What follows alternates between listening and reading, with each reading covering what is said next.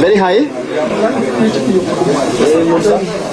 So you're saying that, okay, we want to state that the strike is on and it is proceed until we have a better negotiation with the government. And the Law Society of Kenya is calling for an audit of the government-to-government oil importation agreement and a full disclosure of the fuel pricing formula by EPRA. LSK attributes the rising fuel prices to the lack of transparency in the oil importation deal.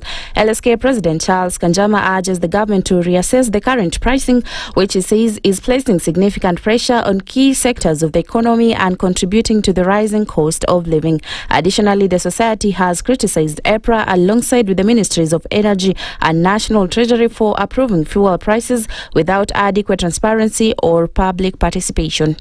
Significant tariff and pricing adjustments affecting millions of consumers appear to have been implemented without sufficient public participation, without transparent disclosure of underlying fiscal and policy considerations, and without adequate consumer protection safeguards. These investigations are important because they are connected to the very high increase in the price of diesel that is affecting ordinary consumers.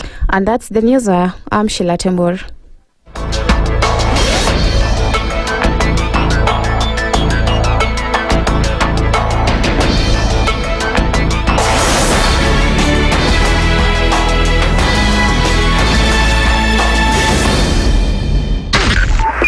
.5 SpiceFM, Kisumu.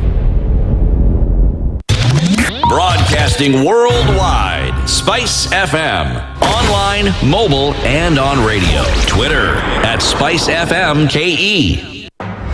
The following takes place from 6 a.m. to 10 a.m. every weekday on SpiceFM.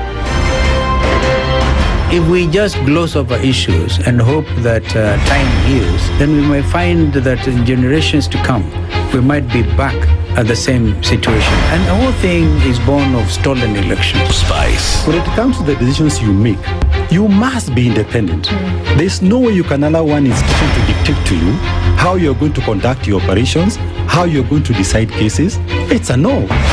When you weaken the institution to the point where they cannot take action, then you realize that politicians have to come up and now start dealing with the issues. That conversation has to die. Our politicians do not like the hard stuff. We must insist on the path of doing things right, whether popular or unpopular. Money changes hands. That is a fact. If you have political goodwill at the highest top, like in Rwanda, then corruption will be an issue of the past. If you don't have political goodwill at the top, we will pass laws, we will amend laws, we will continue passing laws and re-amending laws, and nothing will happen. This is the Situation Room, the only way to start your day. The following takes place from 6 a.m. to 10 a.m. every weekday on SpiceFM. Every time he kept on saying he wants a vibrant opposition. How does it make sense that public money has been used already and then they dare to sell it back to you? Why they're not giving them for free? That's how broken we are. That's how broken we are. They're being sent home now for fees. They're going to fail to prepare. We are compromising the futures of these children. This is the Situation Room, the only way to start your day. The following takes place from 6 a.m. to 10 a.m. every weekday on SpiceFM. Parliament has got powers. Let me break it down. The National Assembly can initiate an impeachment of the president. This same and the National Senate, Assembly. Yes. That's our constitution. This is just a continuation of the previous administration, which Ruto was part of. President Uhuru himself openly said that we're losing 2 billion daily. Daily. I mean, come on. Are you saying that we don't have a central bank? If we look at Kenya, both public-private sector, that figure is ranging between 30 to 40%, right? I think it's clear that the government of Kenya is living beyond its means. This is the Situation Room, the only way to start your day.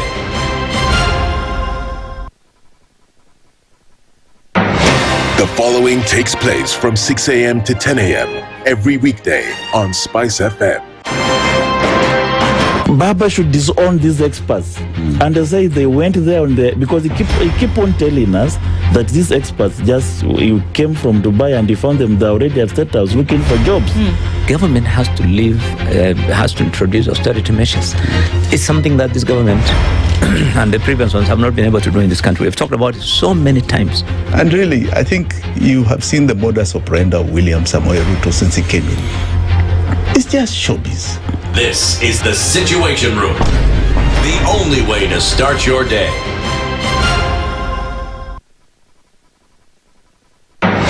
The following takes place from 6 a.m. to 10 a.m. every weekday on SpiceFM. Members of parliament, they go to State House, they just promised they get given tea, mandazi, and 100,000. That's not development. External borrowing, 589 billion. Are we on the same page? What did Parliament pass? If anything happened to our president today, God forbid, that man would become president. Na ndio alilenga hizo stories za Shakahola. The real thing is our constitution has only one person who is accountable to us. This is the Situation Room, the only way to start your day.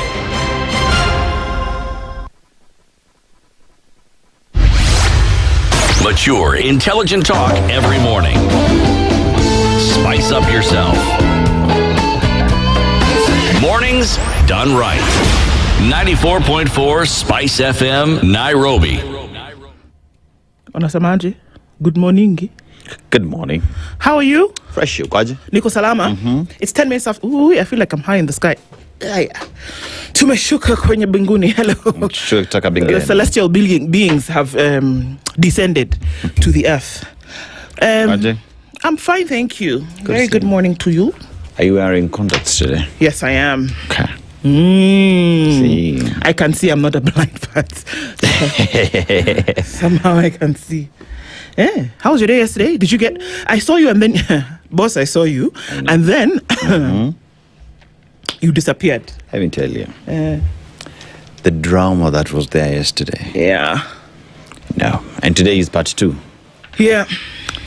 Okay. Experts. Saidie. Experts walibomolewa jana bwana. Hey, that was probably smart thing. That man is just for the books. Yo, Hazin, let me tell you the golden rule. If you don't, you'd rather just... Shut up. Guys, I keep telling people there is I don't know, how do I put it? There is power in just shutting up. No one can judge you. Whether you know or you don't, no one will know. Because I'm asking myself, okay, fine. You are an expert of matters to do with petroleum and energy, right? You are at Transcom, which is the HQ for roads and transport. What the hell are you doing addressing Mutanu guys? Like, what's your problem? So you let the transport guy handle that. And then you address us on... the prices. On prices. Other markets you're exploring to get us affordable fuel. Whether G2G is working, whether you have come up with a policy from the ministry perspective to address the levies that are there to take to Parliament for amendment. I mean, like I said, Mimi, I am not a learned fella, but... You learn it in some things. Look, I think that, unfortunately, I keep saying, when somebody is telling you who they are and they tell you how they feel about you, it's not necessarily using words. Yeah. Believe what it is that they are saying to you.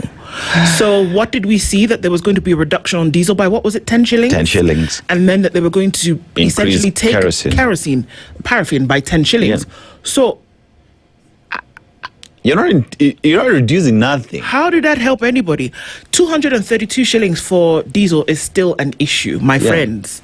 So I don't know that solved any particular issue, but just from where I sit, it just looked... And then I think at some point FCP as well said that we are losing a lot of money. We lost billions yesterday because... And they will lose again today. It is okay. Yeah, because honestly speaking, even today they will lose again, because what are we talking about? If you can't come to a place... Look, this is not a discussion about, perhaps... And I saw the certain clips where FCPA was saying that you don't need to be emotional. And I said, you know what? When you are not able to go to a job that gives you money every day to then come home and feed your family, and that doesn't happen, you need to be emotional. Let me tell you. If your children cannot go to school, emotional. You need to be emotional. When I meet goons on the road, hey, Jermaine, ransacking people and beating people up. People's cars were burnt yesterday. People's businesses were looted yesterday. Then you can't tell me that we should not be emotional. Should be emotional. I beg, sit down. Yeah, people started speaking French. Can you see? Sit down. No. It's good that people are telling them the truth. Like that gentleman who stood and told Barasa, hey, with all due respect. But you know, by the time somebody tells you with all due respect, that respect is out of the window. Respect walked 1,000 miles a while ago. There was no comeback after that. Nah. We can laugh about it and we can find some kind of humor in it, because usually that's the only escape. Yep. Because what's happening in terms of the deafening silence, the entire day quiet, and the things that we saw. Yeah. I mean, I'm just listening. I just think about, KTN reporters that were across board yesterday, and I thought I saw Grace afterwards, and she was shook because what could have possibly happened to her. True. And other people. Vera was in Kitengela, and it was just crazy in terms of what was going on. And people are saying, you know what, if we're not going anywhere, then a lot of things are not going anywhere either. And what did the Secretary General of the Matatu Owners Association say? People should get ready to walk to work and work from home, because these guys need to look into this thing. Because what are we talking about here? You don't reduce the prices, people don't buy fuel. People don't buy fuel, or also you don't reduce the prices, the end user is going to bear the brunt of this. And the end user is not ready to bear the brunt of this right now. You know how they say go back to the drawing board? Go back to the drawing board. You will go back to the drawing board, my friends, because this... Another day, schools, children are not in school. So teachers and are already talking about online learning from tomorrow, if that is a thing that has to happen. I really want the government of Kenya to tell us how it's implementing the constitution. Which one? Exactly. How are you implementing the constitution when children are not able to go to school because you've made it difficult for them? Made it impossible.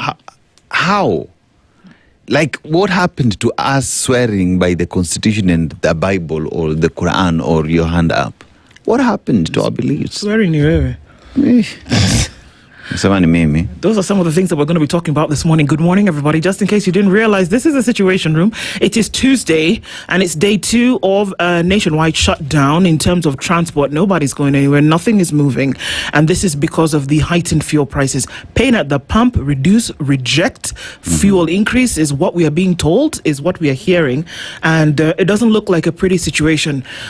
So let's talk about some of these things today. Let's look into it. And our conversations today will rally around that majorly. But excuse me, let me give you insights into what our conversations will be. Dennis Aseto, Nduh with you this morning as we get into the Situation Room. EVE is fine. I promise you she's fine. I've seen her twice. Joyline also is awake. This is a good thing at 6:17. You need to practice that more often, Joy B. All right, so our conversations today, we're going to start off at 7 o'clock with Clive Gisairo. Have you heard of him? He's got the fantastic message t-shirts. He happens to also be the Member of Parliament for Kitutu Masaba. We're going to be talking Linda Mwananchi push and agenda. All of this that you're experiencing today comes into that area code. So we'll be talking about that with him today. Linda Mwananchi, what is the push? Where are we? From a Member of Parliament's point of view, who's looking to move things in a different direction. Where are we? We'll hear from him today. And he's also going to give his insights into what's going on with fuel, or in this case, no fuel. 8 o'clock, we will talk with we'll talk with Kevin Mubadi. Kevin Mubadi is the chair of the Border Association, and Joseph Karaja is the chairman of the Kenya Independent Petroleum Distributors Association, KIPEDA. We're looking at the public sector paralysis. What is the way forward? and I think all of the things that happened yesterday will be contributory factors to this conversation this morning. So that's what it looks like at 8 o'clock. And at 9 o'clock, we're going to be talking about something a bit sensitive. But also, interestingly enough, this conversation was planned before this event of yesterday. And unfortunately, 4 people were killed. I will not go with the narrative that 4 people lost their lives. They did not lose their lives. They were killed yesterday. During these protests against the high fuel prices.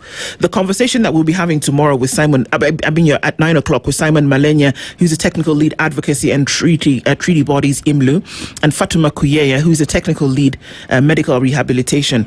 We'll be talking about deaths in places of detention and unexplained deaths. There have been quite a number of those that have happened. One of the big ones, of course, that we're still looking to answers for is Albert Ojwang. So we'll be looking at that today and asking questions around what to do, right? And at 19 minutes past 6 o'clock, you have an idea of what we'll be talking about today. So click into the conversation, folks. Our live streams are up on YouTube, Facebook, and on X, and our audience on KTN clicking in this morning. Karibu Sana, thank you for joining us as we get into conversations today. We're very glad that you can join us. We can see you coming into the room on our chat forums to say hello to you in just a little bit. And then, yes, at this point, Mr. Man. Yes. You took us to Gabon. Gabon.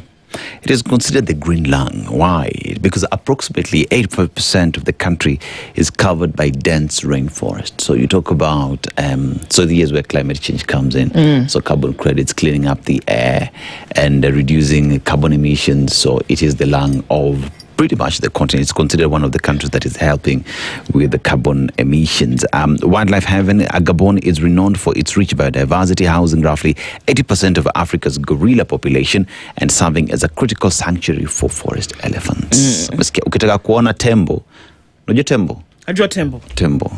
Unajua tembo would mean 2 things. So there is Tembo the elephant and there is Tembo the drunk. Tembo is a drunkard. A drink. Oh, it's a drink called Tembo. Pombe, like. Oh, right, like alcohol. Booze. Okay. Yes. So, ukisikia Tembo, you need to ask, what exactly do you mean? Okay. Yeah, because someone might just decide to mean something different. Different than what it actually is. Okay, voilà. So, a fool looks for dung where the cow never browsed. A fool looks for dung where the cow never browsed. How would you interpret it?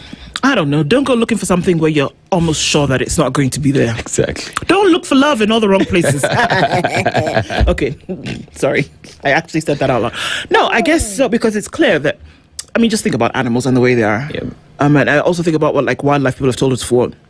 Even taking the elephant into consideration, that you will know if an animal has passed here. Usually by the dung. That's what you would look for to know that, okay, there would be telltale signs that this animal has been here.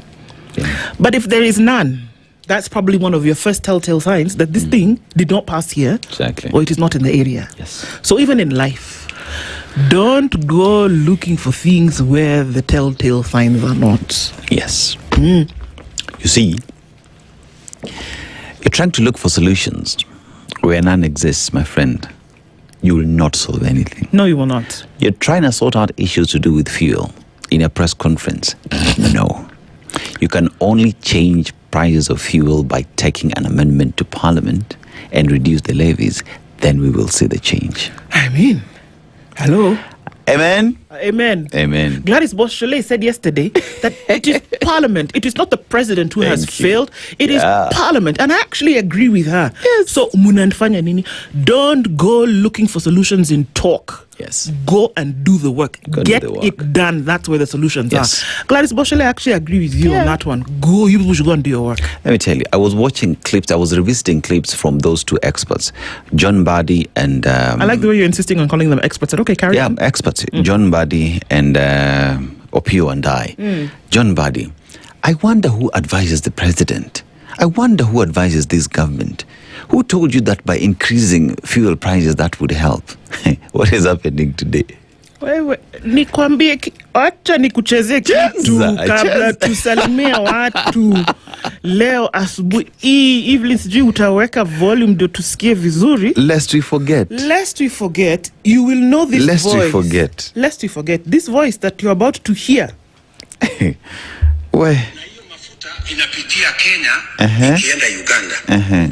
Jameni, unaweza kutueleza vipi ati bei ya mafuta hapa Kenya mahali ni karibu na mahali mafuta inatoka iko bei juu kuliko Uganda, na Uganda inachukua mafuta kutoka hapa kwetu? That is the explanation that Kenyans want to know. The corruption cartel at the Ministry of Petroleum should explain to Kenyans why dealers have increased their profits from 9 shillings to 12 shillings. Why the ministry is protecting the whole market and operates now like a cartel that is hurting the ordinary people of Kenya, to the extent that fuel products in Kenya are more expensive than fuel products in Uganda, and yet the same fuel products come from the same destination, pass through Kenya before you go to Tanzania, before you go to Tanzania or even you go to Uganda. The people at the Ministry of Petroleum have questions to answer, and the corruption cartel in the Ministry of Energy must be broken for the prices of fuel products. Ama? Sema cartel. This was not too long ago, by the way. It's not. And the person who's saying this, in case you don't know, is the current president of the country. Yeah. So suddenly, the corruption cartels do not exist anymore at the Ministry of Petroleum and Energy, and those corruption cartels have been dismantled completely. And so now what we're looking at is a totally different situation. The things he describes are exactly what is going on today, but for some reason, now that people have changed. I have a question. With the new government, does fuel to Uganda still pass through Kenya? Yeah. Is it still cheaper in Uganda? Does it come from another destination and pass through Kenya? Through Kenya, right? Does it mean they spend more to transport fuel through Kenya to Uganda, but fuel is still cheaper in Uganda? Please tell me a landlocked nation. Yeah, please tell me the witchcraft they're doing. Serious witchcraft. Yeah. This one past witchcraft and voodoo combined or more. Yeah. So anyway, I just thought I'd play that for your listening pleasure this Tuesday morning. Yeah. As we then say a very good morning to you. Do with that information as you'd like. Yes. A very good morning to you. And Peter Kiarie says it is a beautiful... It is... Good morning from Mombasa is what he says. A lesson from our land, our hand. All fingers are not the same length, but where they bend, all stand equal. Life becomes easy when we bend and adapt to all situations. Okay. Kimiak says, not a very good morning today. The fuel struggle continues today because nothing good will come out of the Kenya conservation. Kimiak, every day you have something that will give rise to your statement. Brother, I don't know, man, but it just sounds like, yeah, you're on something. Oseno Mark, these ads for YouTube, see, they're annoying me. Oseno Mark says, good morning, Spice. Okay, what? Watching from Busia County. Oh, the C is missing. Yes. Okay. I thought it was a language that I didn't know about. I was going to say, watching. Yeah. All right. Watching. Sorry. From Just Busia County. It is. Watching. Watching from Busia County. I wish to hear how this fuel story unfolds one day. Alichoma kabisa. Kabisa. Zach OK says, hello Spice. Twin Cities here, Minneapolis and Minnesota, or rather Minneapolis and St. Paul. Okay. With all respect, the wind has blown the feathers and the hens behind his exposed. No. It doesn't make sense when you say it like that. Omo, wind don't blow, foul nyash don't open. Yes. Now when you say it like that, now we understand and we can say it because, yeah. Apondo Tuko. House of Ngoge says it's a beautiful Tuesday from the Mother City, Cape Town. Good morning, Team Spice and fellow listeners. Let's choose wisdom and consideration. Let love lead. Peter says, with all due respect, Nduh. Yes. Nashon Gugi. Good morning, Princess Nduh and Dennis.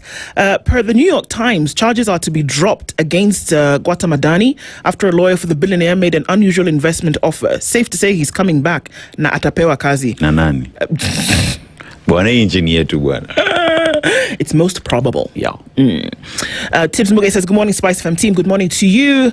Dr. Fico says, good morning, tuning from Mumias. The government's handling of this fuel saga tells you more about the leadership we have than the price challenges. You can't bulldoze people in this era. No, you cannot. No.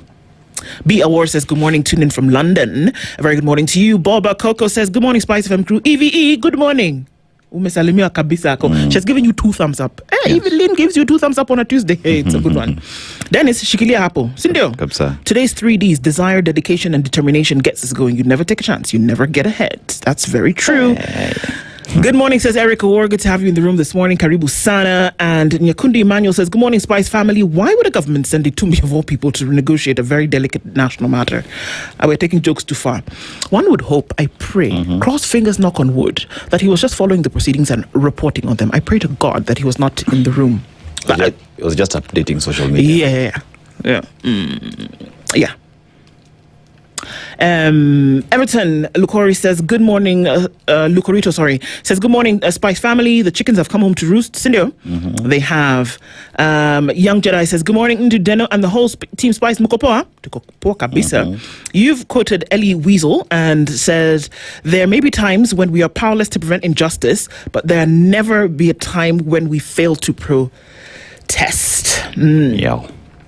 Bernard Yaberi says, good morning, Nduh and Aseto. Is there any difference between CFPM Badi and Farouk Kibet? The C's should be dropped, being arrogant and sit to work. The more he talks, the more people get annoyed. And the other ODM expert, you don't even bother to name him, okay? Isaac Ale says, with all due respect, it's clear that the prices are not determined by market forces. Other forces such as fear of adulteration can make prices adjustable. I said to see, he would have just shut up. Man, just see what you've done. No, but it's true. Yeah, I hear you. I'm like, okay. So the fuel prices we have today is not because of the war. It's because of adulteration. The landed cost of fuel is 117 shillings. 117 shillings is the landed cost. Everything else is taxes and levies. I'm just saying, and it's not a lie. You can go and check if you want. Yeah. Just for you to know, the taxes and levies are all here in Kenya. Okay? But let me tell you, if it's difficult, at times it's just good to say, Majama, I've tried Dimenishinda. Let me leave it for someone else to try it. Okay. It's a suggestion. FCPA. Collins Juma says, good morning, Spice. I would like to encourage our women to do a tattoo of our ministers. Sana sana. Wewe. Young Jedi says, sita simama maovu yakitawala. That's what's supposed to be. Okay, it's a song? Yes. Okay. Giuliani. Oh, okay. Yes. Robert Oboka, good morning. He's tuning from Mombasa this morning. Rogers Lai says, Sabalheri Team Spice kutoka Mombasani. Clearly one night was reading from a different script. From G to G arrangement, he was reading something. I don't know what that was. Vince is tuned in. Patuka is tuned in from Lusaka in Zambia. A very good morning to you. Mtuflani amesema good morning to the princess, Sir Sharap and the squad. Sasa umepewa jina. Leo Nduh atatutesa na macho matamu. Told you. Good morning.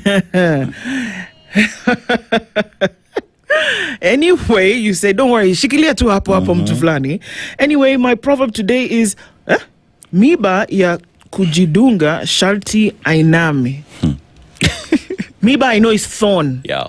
The rest is so if you prick yourself with it, it's supposed to be mwiba kujidunga hawambiwi pole. So we can't tell you. You hurt yourself, you can't tell yourself. We can't tell you sorry. But here is mwiba kujidunga sharti ainame. So this one means if you pricked yourself, just bend. Okay. So we go. Okay, moving on. Those are two proverbs combined. Sawa bas, no hala.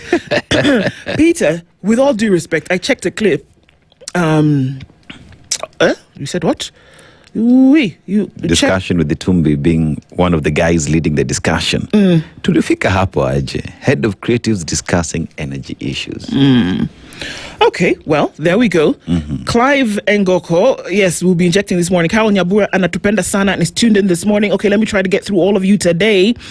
Peter, we see you. Gekota says, good morning, my good people. Princess Nduh, Dennis, EVE, and the Spices. Is Mbadi a chief campaigner or for UDA or cabinet secretary for the country? He's ignorant of his responsibility. It's possible. He feels that maybe he needs to step in and help. Simon Kibiru says, good morning, team. All thanks to the Almighty for another day. Lakini we nikubaya. Yeah, kweli, even though tunaona.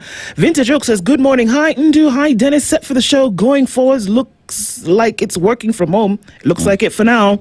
Christina says, good morning. The country is in a crisis. It is. Since schools resumed from students haven't been able to go back to school, my friend and I were able to help out a Form 3 student who had been at home. The anger that I have. I know. Yeah. It's not fun to think about in this manner at all. Wanda says, good morning, Nduh, Aseto from Toronto. I'm sorry for everything you're going through. I saw some horrible scenes on the news. One positive thing this morning is that you both are looking very smart. Kwanza, have you seen Dennis?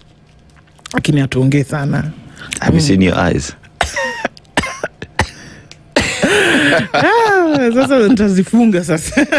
But now how will I see? I'll sit them for you. All right. Yeah. Or you want me to look at them in my naked eyes as well? Well, you know, these people. Okay. Wait. Very quick. Henry, good morning to you. We are tired. Reality is uncompromising and requires immense courage to confront. Kudos to the bold Mutatu mzee. Yeah, indeed. Christina, I can hear that you're angry. My sister, the way is to work through this anger and to ensure that you use that energy towards making sure that things get right. Yeah. And it's got to be, powers coming together. Real SC is asking if Matatus are still protesting. Can't the government just create a transport authority to run all metro buses and rail services like other major cities around the world? Isn't that a question, Real SC? David Mangera says, good morning, SpiceFM. Tuned in this morning. Gata things nimbaya. Gata take the place. Oh, okay. Joe Bachero is asking me how abacha is prepared. It's a long process, my friend, but just know that the primary ingredient is cassava. Mwangi Juma, we say you good morning. The ostrich head is still in the sand. It's not hearing our fuel price cry. Unfortunately. Max Opondo is tuned in this morning. David Mangere, we see you. John Morethi tuned in. My prince also is here. Matthew Ialala says, in 6 months' time. Wairimu Nderito, good morning to you. We see your comments there. Paris Muloni says, good morning, my lovely people. And Omash is tuned in from Utawala. Is the strike still on? Yes, guys. Well, from all we hear. Raskodor says, good morning. Tell Mr. Rudo to please come and have a chat with Kenyans on the issues affecting us. It's a bit busy in Baku at the moment. Samuel is also tuned in this morning. Ashton is here.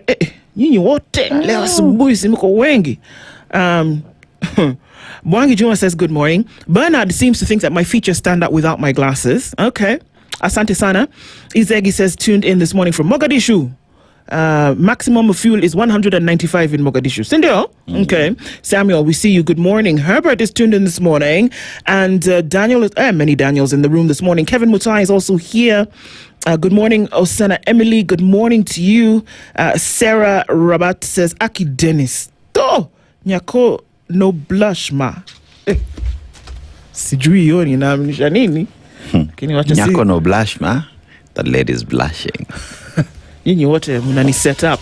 It's 24/7. We are taking a break, so we take a look at what's happening with the skies and then the roads. We're talking a bit. This is the Situation Room. Good morning.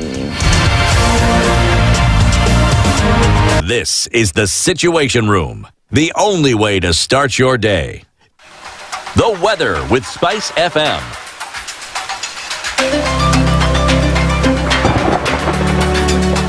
We see partly sunny conditions in Nairobi this morning. Currently at 15, and it's 14 and sunny into Nakuru, 14 and cloudy into Njeri, and we are looking at 19 and mostly sunny into Kisumu, while it's 16 and partly sunny in Kakamega. It's sunny at 24 in Mombasa, and we'll see sunny conditions through Malindi at 25, 19 and sunny in Marsabit. It's 20 and clear looking into Kampala at 23, sunny in Dar es Salaam, and 10 degrees and cloudy in Johannesburg as it welcomes the winter.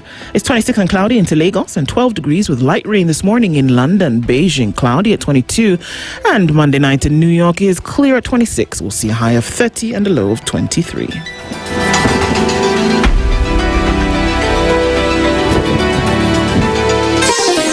Chilled Spice.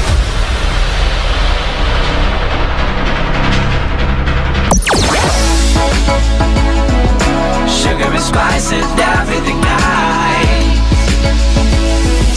Spice FM. Spice up your life.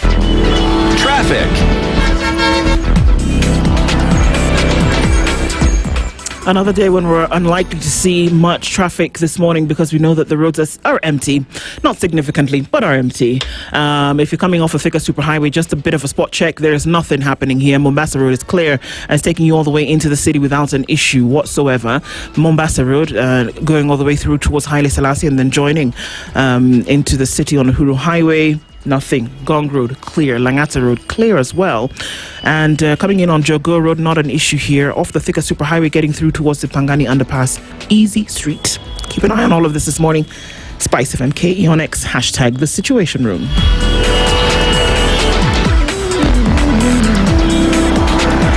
So many forward here. Titles are on the line. Rivalries are at their peak. This is the final stretch, where legends rise and champions are made. From the Saudi League to the Bundesliga and La Liga. Recharge your monthly subscription today to feel the pressure, feel the passion, feel the game. Every pass, every goal, every moment matters. Don't miss a moment. Renew your subscription and stay in the game. To renew your subscription, dial *858# for self-service or get in touch with our call center on 0719 077 077 for customer care. Buy a StarTimes decoder at any of our dealer shops countrywide. Download the StarTimes On app to enjoy all your favorite shows and stream live channels on the move. StarTimes. Enjoy digital life. Sebastian Allaire. Mature, intelligent talk every morning. Spice up yourself. Mornings done right. 94.4 Spice FM, Nairobi. It's 20 minutes to 7 o'clock. Let's take a look into the headlines today. Necessary for us to say hello to everybody, and quite a number of you getting into the room today. So karibuni sana. All right, on the front page of The Standard, it's Kenya's bold newspaper. No deal. Strike continues. Total shutdown. The country was effectively on lockdown yesterday as Kenyans poured into the streets to protest soaring fuel prices as chaos unfolded at home. President William Ruto's social media pages were awash with images of him in Baku. Azerbaijan meeting dignitaries appearing detached from the unfolding crisis and the suffering of the very people who elected him, especially at such a moment of national strain. It was only in the evening that Interior Cabinet Secretary Kipchumba Murkomen held a press conference where he appeared like a deer caught in the headlights to blame opposition politicians for the unrest.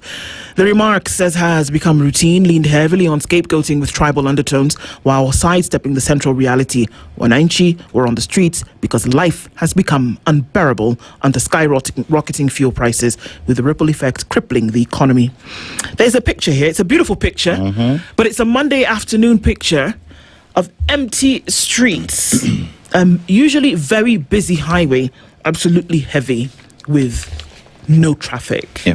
Security, 4 people were killed, several others injured and property destroyed during the protests. Businesses in major economic hubs remained closed amid fears of vandalism and looting. Schools were shut. Others recorded low attendance due to security concerns and transport disruptions. Many Kenyans were forced to walk as concerns transport to work after Mutanu operators withdrew their services.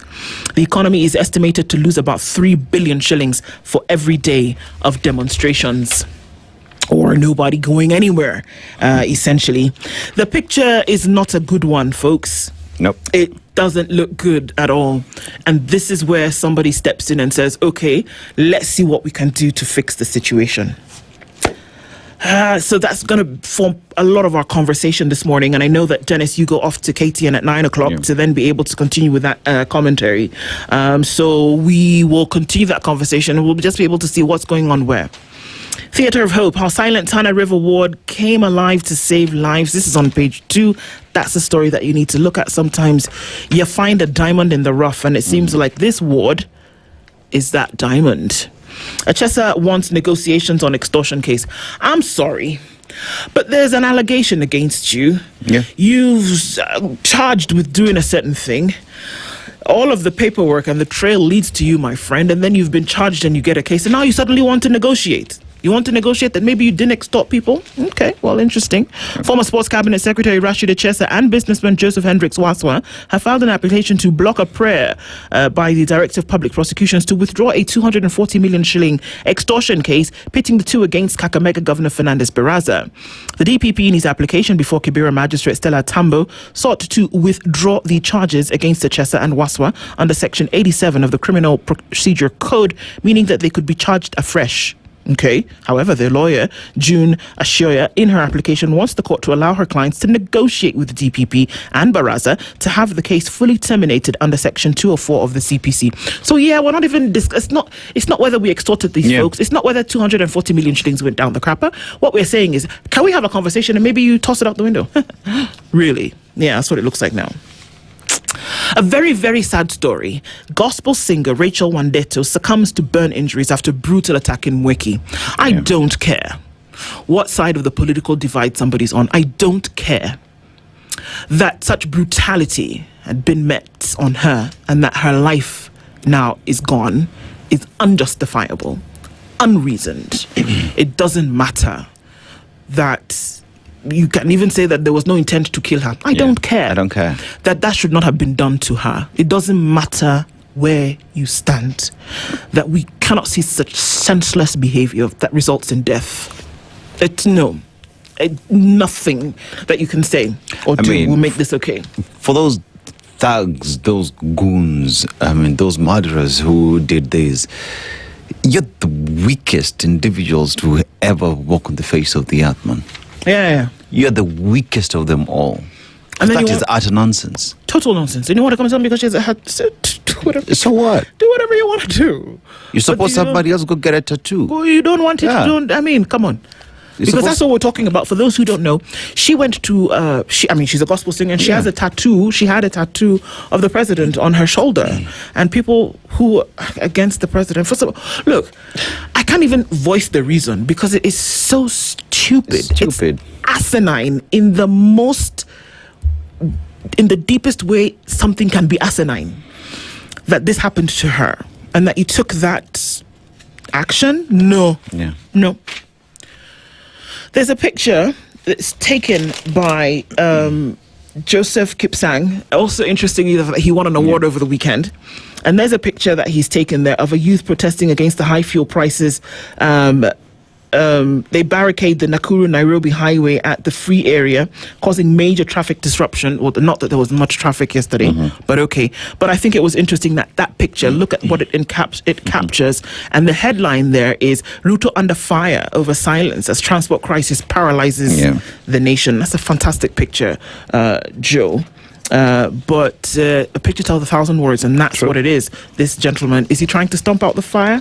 Did he light it? But somebody's under fire, that's for sure. Economy suffers billions in losses as businesses remain closed. It's another story that we're looking at in the Standard today. And then we also see that protests over fuel prices leave trail of death as talks collapse. Transport paralysis as fuel protests begin, and folks are saying, the way. So we said, dear Mr. President, yesterday, it's not, oh, please, woye, woye. No, the prices are too high. Whichever way you want to look at it, the prices are too high.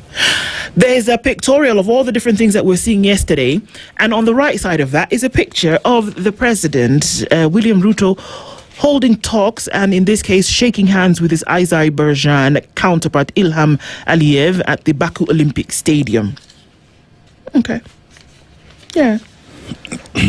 So while that was happening, a businessman has been charged with 150 million shillings, Westlands land for. And somebody can just rock up and say, well, this is mine, I'm going to start building on it. And then you come back later and say, excuse me, it's mine. And you say, what? Yeah, well, I was, charged. The opinion pages with my friend Gitahi. Unlike in the past, governments do not fear Kenyan artists. So opinion pages there, and we're going to some of those opinions. Of course, Lista Nyaringo with his column there, and quite a number of them in the Reader's Corner as well. The Financial Standard today, being Tuesday, of course, looks at the subsidy gamble that risks reviving fuel adulteration, and we're looking at a lot of these other things as well. Get your copy of the Standard today, or get a copy of the paper. Yes, sir. Yeah, so let's go to the Daily Nation as well. There, an image of Kenyans on the streets protesting against the high fuel prices, and the headline says, "A total paralysis. A transporters strike over rising fuel prices grinds the country to a halt." So there we have images of a man peeping through the entrance of a closed shop in downtown Nairobi, as well as police arresting protesters outside the Kenya National Archives in Nairobi yesterday. And an ambulance drives past ramping protesters in Kitengela town. I also witnessed that along Naivasha Road as well, as an ambulance was going to evacuate individuals who found themselves in that melee. Now, on page 2, total paralysis as Kenyans demand lower fuel prices. Human face of police emerges amid demos. So this one talks about amid running battles, clouds of fear and protest over rising fuel prices in Machakos yesterday. A touching moment unfolded when police officers came to the aid of a physically challenged man caught up in the chaos. So that goes to say, police, that those police officers were doing a great job, and to that we say, thank you for a good job well done. On page 4 and 5, now it's a pictorial of everything that happened across the country due to the Mutanu strike, and Kenyans going on the streets as well in support of the same. On page 6, fuel protest paralyzed learning nationwide. And this is something for me that is troubling, because already as we speak, schools either get closed early because competition has not gotten there, and here we also see the education calendar again being affected because of fuel prices. One asks the question, in boarding schools, learning continues as normal. Yes. Day schools have been affected. So when we set that exam, where is equality? It's not. It doesn't exist. No. One would hope that the government of Kenya would look into that and at least address the situation. Now, goons hijack protest, unleash violence on innocent Kenyans. That was tough to watch yesterday. As we're doing the commentary, I don't know if you saw that, that lady who was just ransacked by people while she was walking to work. And a gentleman as well who was... Gentleman in Kisumu. Yes, there's that as well. That is there. And this is where we call upon our protesters. If you're going out there, it's supposed to be peaceful. Just maintain peace. Protest all you want, but be peaceful. Those who are going about their business, let them do it. You don't have to interfere with them. Now, a journalist encounter with gangs terrorizing motorists. So that is another story as well that was experienced yesterday. So we have gangs who've taken advantage of the strike to attack Kenyans. Now, President convenes crisis meeting over high fuel prices. Yeah, but remember the president is in Azerbaijan, so perhaps he sent a communique to his people to ensure that the ongoing fuel prices and the problems around it are sorted. As a government, we are seized of the matter and we will take measures to reduce suffering among Kenyans. That is Deputy President Kithure Kindiki. Kenyans spoke in April. And said fuel prices were high. In May, fuel prices again went up. What are you expecting? That Kenyans would, the last communication they gave you in April will not apply in May? It doesn't change. Doesn't change. But you know what? I also realized that, if there's a lot of pent-up anger, just from what you're saying, there's a lot of pent-up anger, and you can see this in people. And what this does, if you don't deal with it, if you don't nip it in the bud, is that it then creates an opportunity for people to continue being angry and vent that anger about other things. So you think this is just a fuel problem, and it isn't. It's a fuel issue, and people are angry about it. It's coming out. But if you don't deal with it, is that you allow it to fester. And then this wound just becomes more compacted. It gets more layers. And other things will come out. And then you find yourself saying, where did all of this start from? And that's the problem with not dealing with issues head on. Because then you open the door for everything else to fly in. Yes. Come on. Now, as we talk about high fuel prices in the country, the president traveled to Azerbaijan. Yes, he did. But he traveled in a penthouse. Let me just tell you the story. Ruto splurges on jet as strike cripples transport. So before President William Ruto left the country for Azerbaijan on a chartered luxury private jet on Saturday, there were all indications that a nationwide strike called by transporters would cripple the country yesterday. He left without a word on the looming crisis a few hours after he landed in the capital. Baku on Sunday morning, officials of associations related to the petroleum product users called a press conference in Nairobi to announce that the strike was still on. Let me ask, The Kenyans, other Kenyans who've gone to Azerbaijan and they've used commercial jets. The president would have as well just chartered KQ and traveled to Azerbaijan. Business class or first class. You could. You could. You could. Right? Or just go with the Kenyan delegation, including journalists who are on the way, they're businessmen, and just go as a Kenyan delegation. But here we go. The president flew with the penthouse to Azerbaijan. Yes, you can look at the Daily Nation. The Star. Yes, the Star. Kwa sababu wananchi, penthouses in your dreams. Well, my friend. 400 modern markets spring up to shore up small businesses. Ruto administration is working with counties to build facilities. Sawa. Okay. And out of those, we see 400 modern markets spring up to shore up small businesses. This is a good thing. I'll never say that something like this that will give people an opportunity to ply their trade is not good. It is good. It's very good. The implementation metrics, then to have them running. Totally different story. But this is good. Kalonzo in secret, Sifuna talks to land opposition ticket. Well, if we all know it, then it's not secret. Yeah. So I guess it's out there if that's the thing. Court overstepped in 73 million shilling land dispute, a judge rules. And so that comes out into the fore. Professor Berger's journey from coconut farms to Africa's agricultural powerhouse. I want to read this story because then it would mean that you can actually build something from the bottom up. 1 trillion shilling bailout mess exposes state firms' hidden debt crisis. I see it. I've got the joy of the Lord in my heart. I don't know, but it's a thing.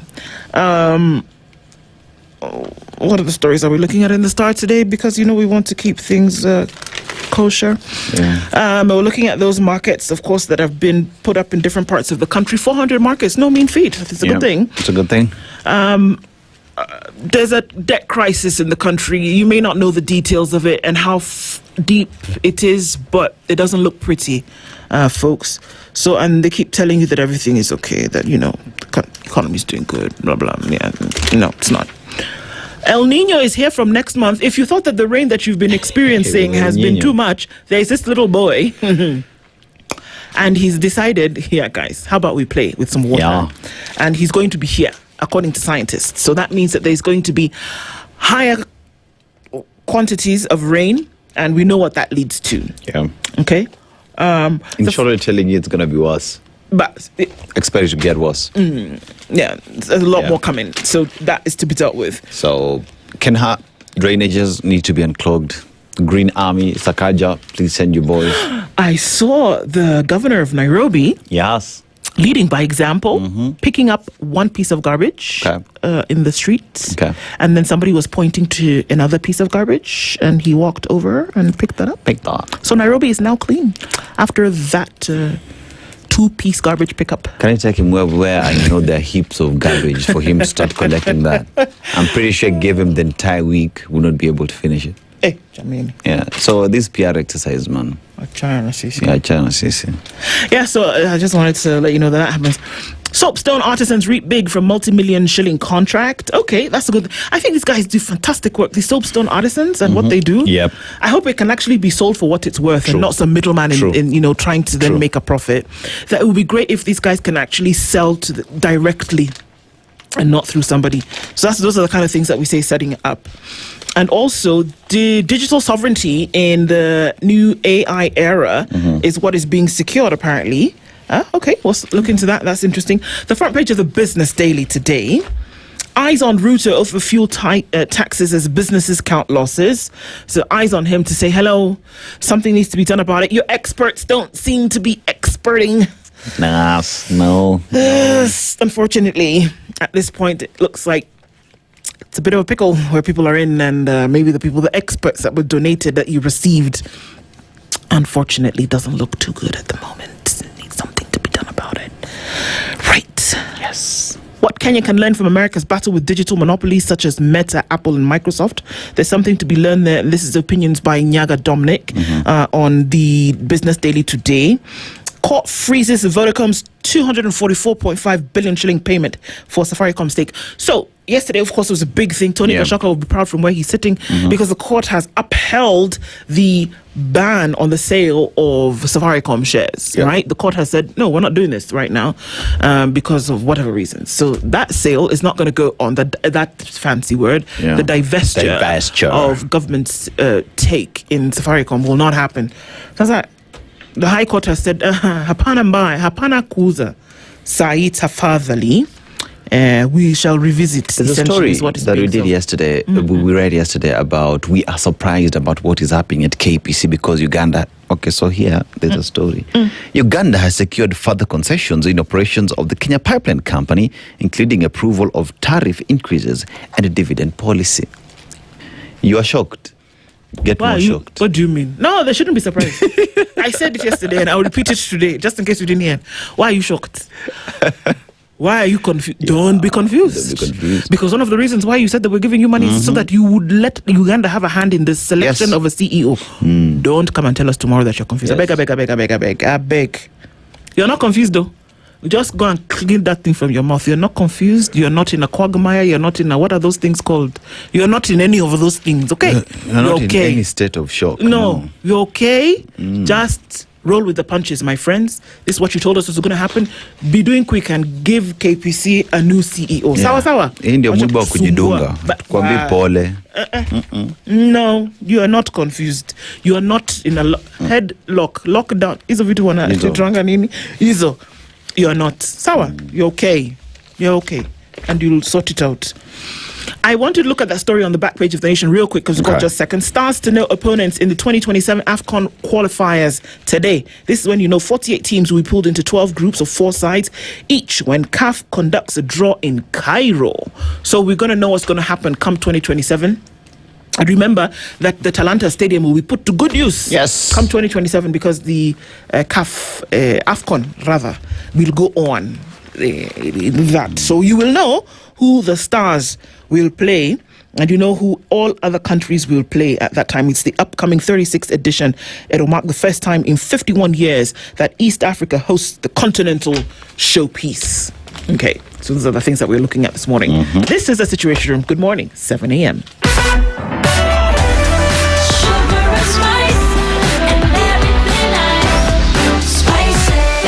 Spice up your life. The latest news from around the world. 94.4 Spice FM.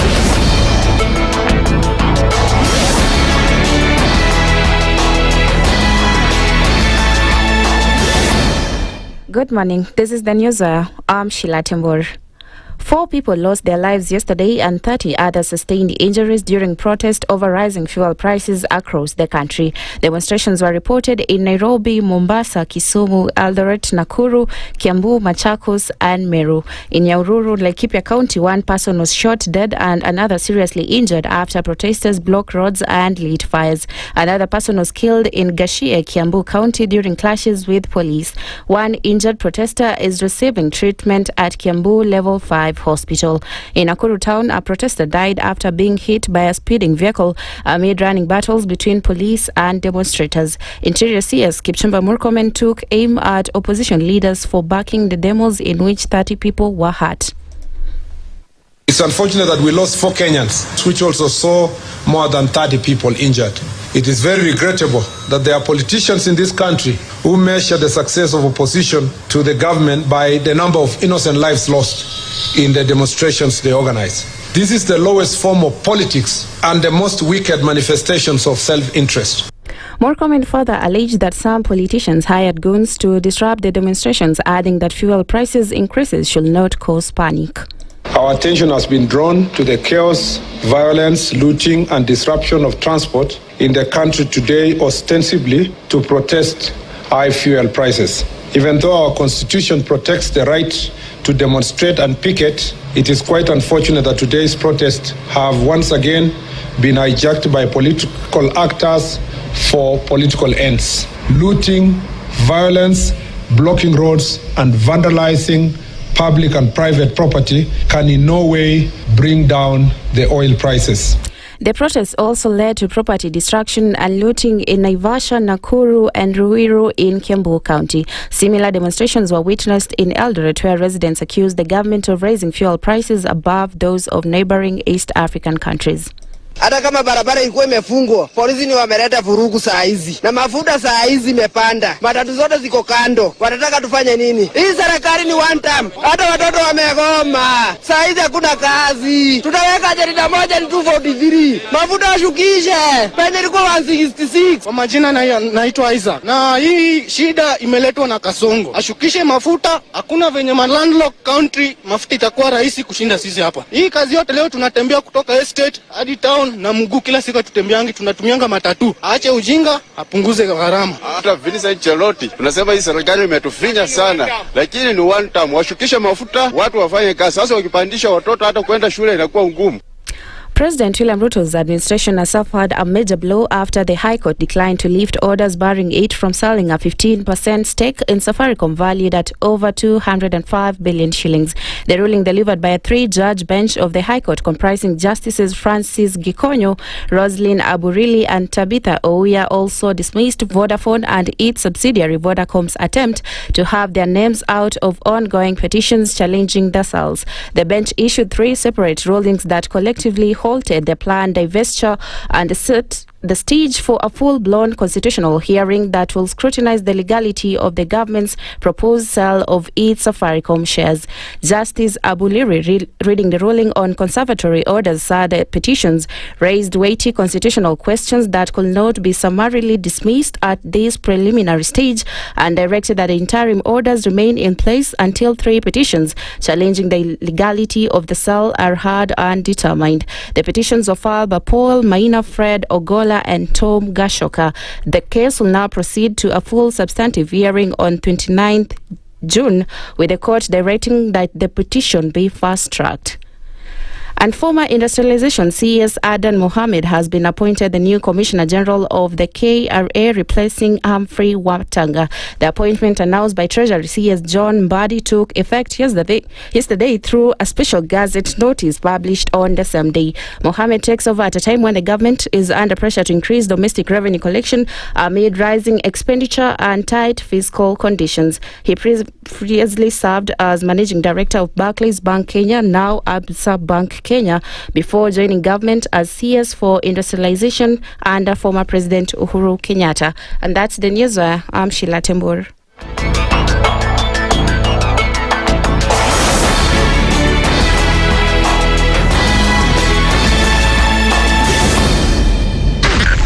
SpiceFM, Nakuru. If we just gloss over issues and hope that time heals, then we may find that in generations to come, we might be back at the same situation. And the whole thing is born of stolen elections. Spice. When it comes to the decisions you make, you must be independent. There's no way you can allow one institution to dictate to you how you're going to conduct your operations, how you're going to decide cases. It's a no. When you weaken the institution to the point where they cannot take action, then you realize that politicians have to come up and now start dealing with the issues. That conversation has to die. Our politicians do not like the hard stuff. We must insist on the path of doing things right, whether popular or unpopular. Money changes hands. That is a fact. If you have political goodwill at the highest top, like in Rwanda, then corruption will be an issue of the past. If you don't have political goodwill at the top, we will pass laws, we will amend laws, we will continue passing laws and re-amending laws, and nothing will happen. This is the Situation Room, the only way to start your day. One of the things that are ailing our country is negative ethnicity. You find you as a state officer, instead of thinking as a Kenyan, you think like a tribal person. Let me tell you something. The biggest problem we have had in this country is a leadership deficit. There is nothing that you are going to do in the process of change if you are not a risk taker. So you really have to pursue your vision to a logical conclusion and even be ready to step on people's toes. When it comes to the economy, you can run away with it. They say statistics are like bikinis. They reveal a lot, but they conceal the vitals. And so government people would throw statistics at you and tell you they're revealing a lot of information to you, but it's really concealing the real vitals. We need to get out of that, because when we want to grow our democracy, one basic thing that really requires to be understood by the political class, by all of us, is institutions are critical. This is the Situation Room, the only way to start your day. The following takes place from 6 a.m. to 10 a.m. every weekday on SpiceFM. Parliament has got powers. Let me break it down. The National Assembly can initiate an impeachment of the president. This same National Assembly. Yes. That's our constitution. This is just a continuation of the previous administration, which Ruto was part of. President Uhuru himself openly said that we're losing 2 billion daily. Daily. I mean, come on. Are you saying that we don't have a central bank? If we look at Kenya, both public-private sector, that figure is ranging between 30 to 40%, right? I think it's clear that the government of Kenya is living beyond its means. This is the Situation Room, the only way to start your day. Mature, intelligent talk every morning. Spice up yourself.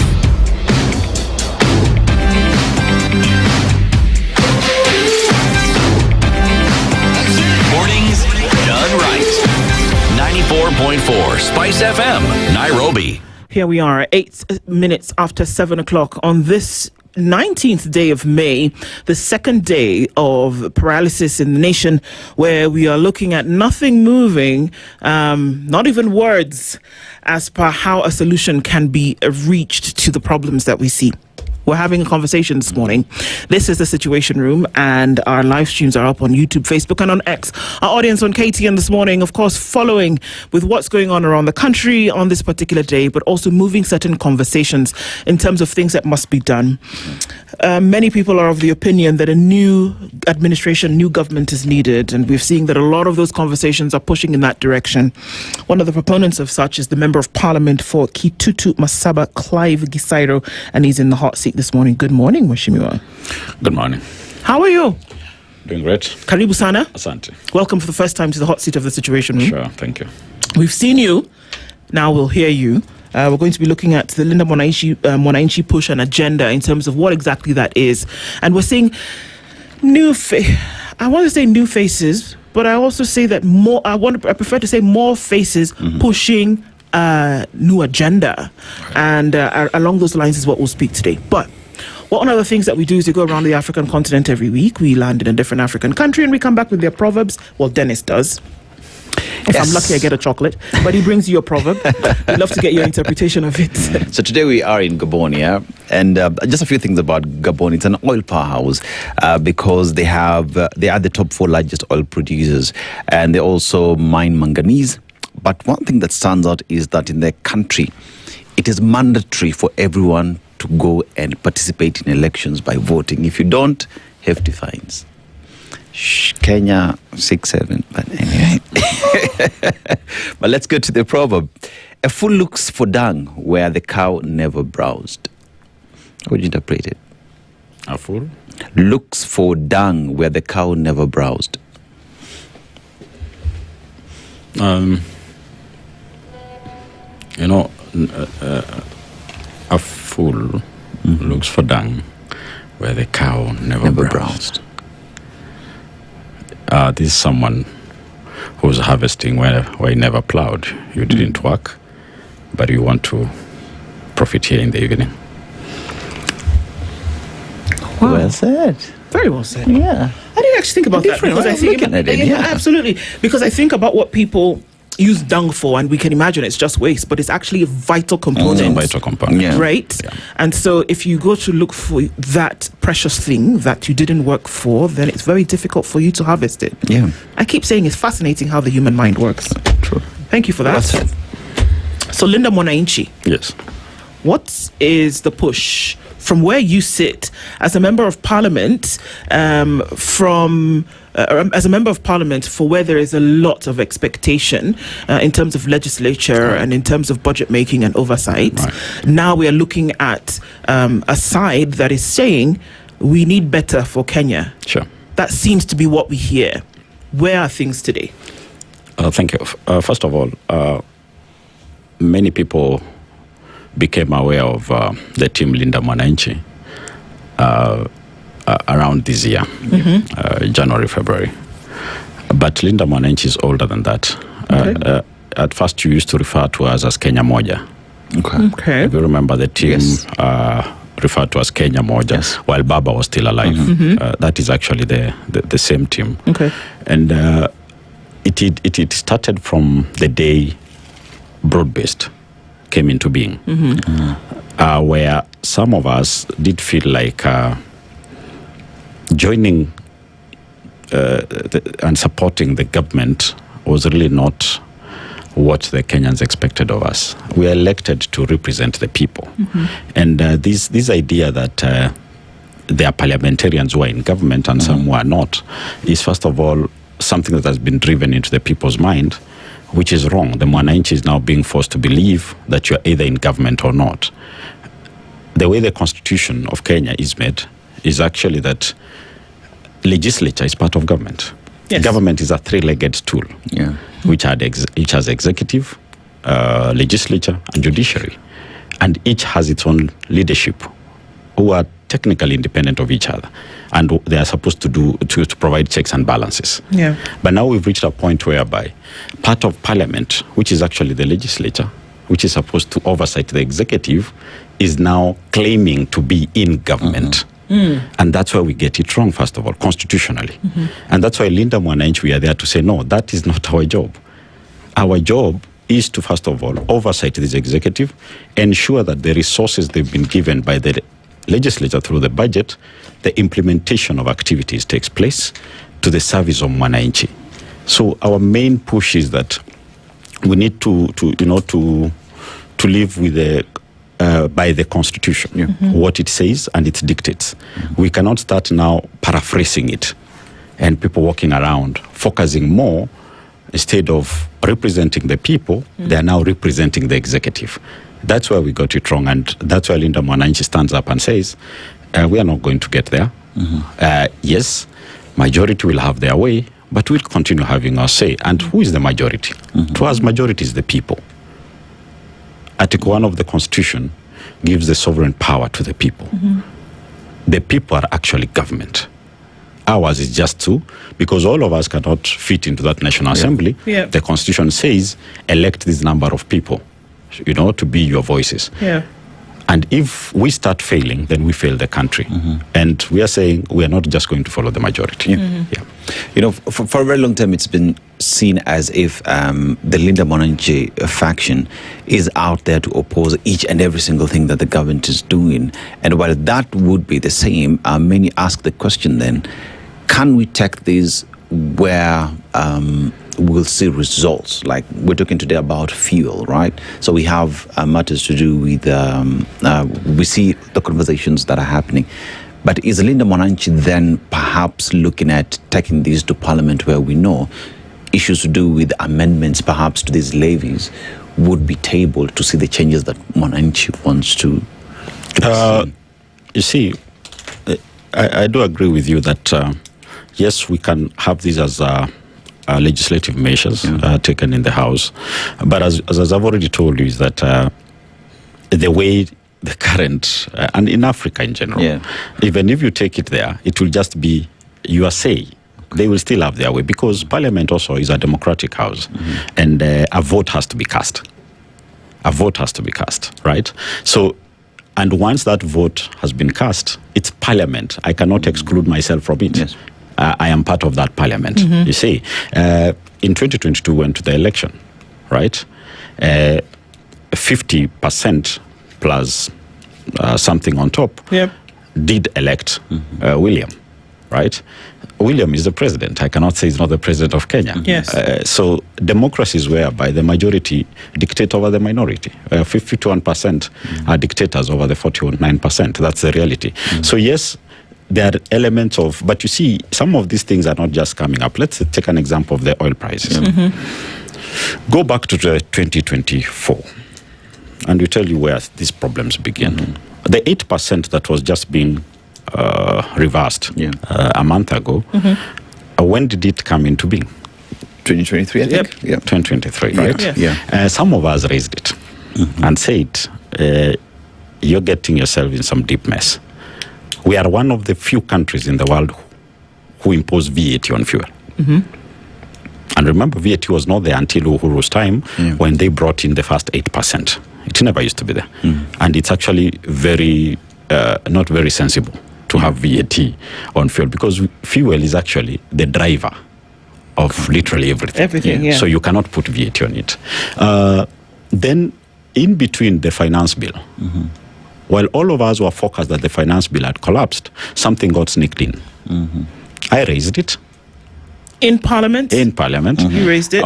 When they brought the amendment to the finance bill itself, a clause was sneaked in there. So, it's a big document. So somewhere in page 324, something was sneaked in there imposing the 7 shilling RMLF increase. I remember raising it, and then I remember that time the chair of finance, Kimani Kuria, Molo MP, even calling me to the bar. There's a place we consult there, just in front of the speaker, or those members of the opposing side, right? And told me there's nothing like that in the amendment. I told him, did you read your own document? Because it's signed by you. And then when I showed, he had to run to the speaker. I'm not aware how this thing got sneaked in here. And to be very honest, he didn't know. Was it recalled?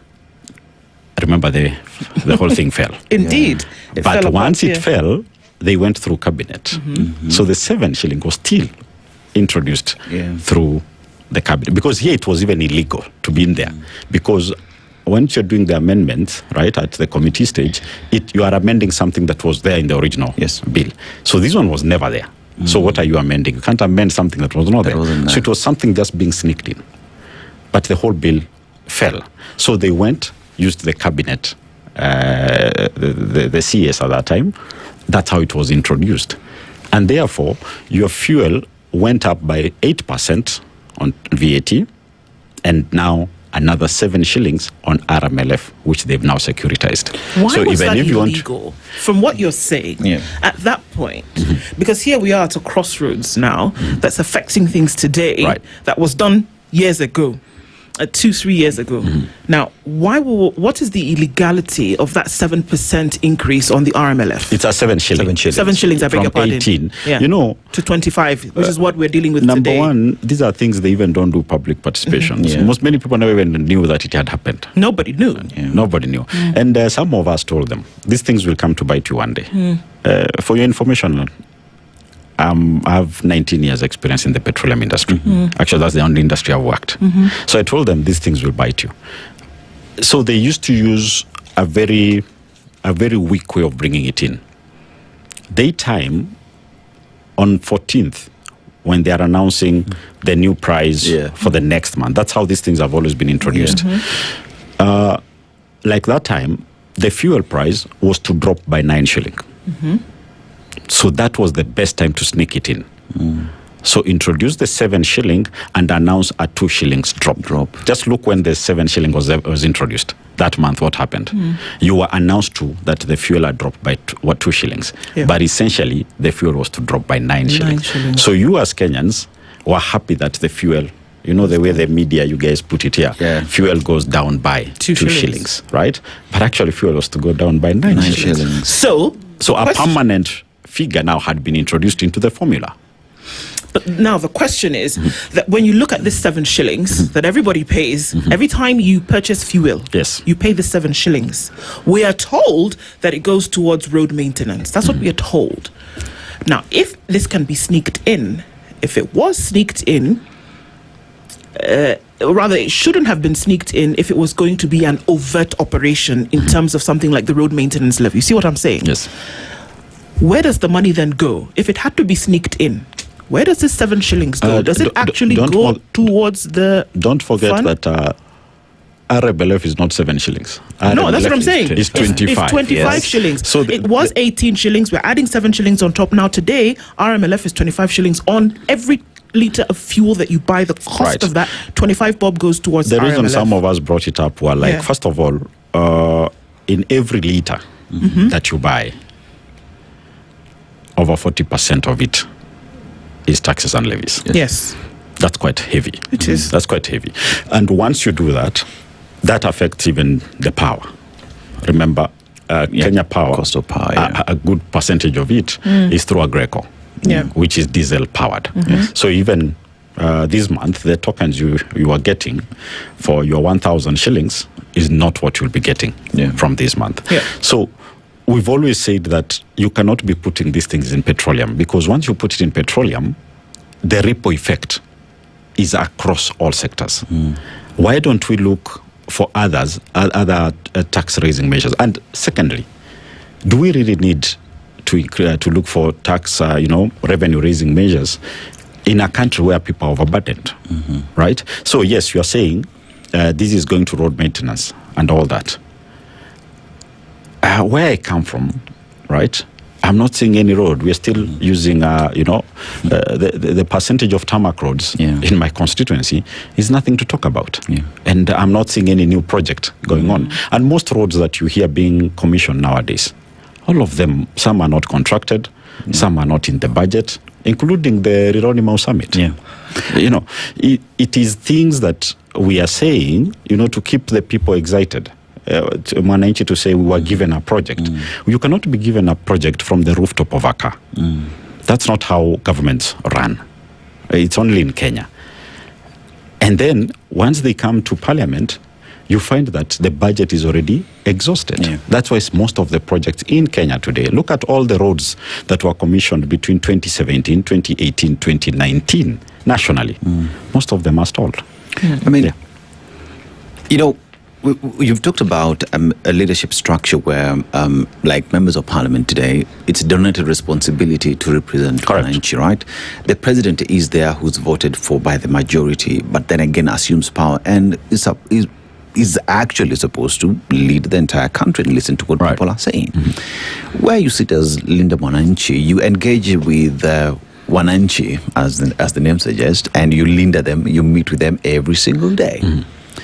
Do you reckon that what Wananchi are saying is being listened to and being heard by the leadership there is today? Because even today we've just seen that before even the president left the country to go to Azerbaijan, there were indicators that the transport sector would down tools.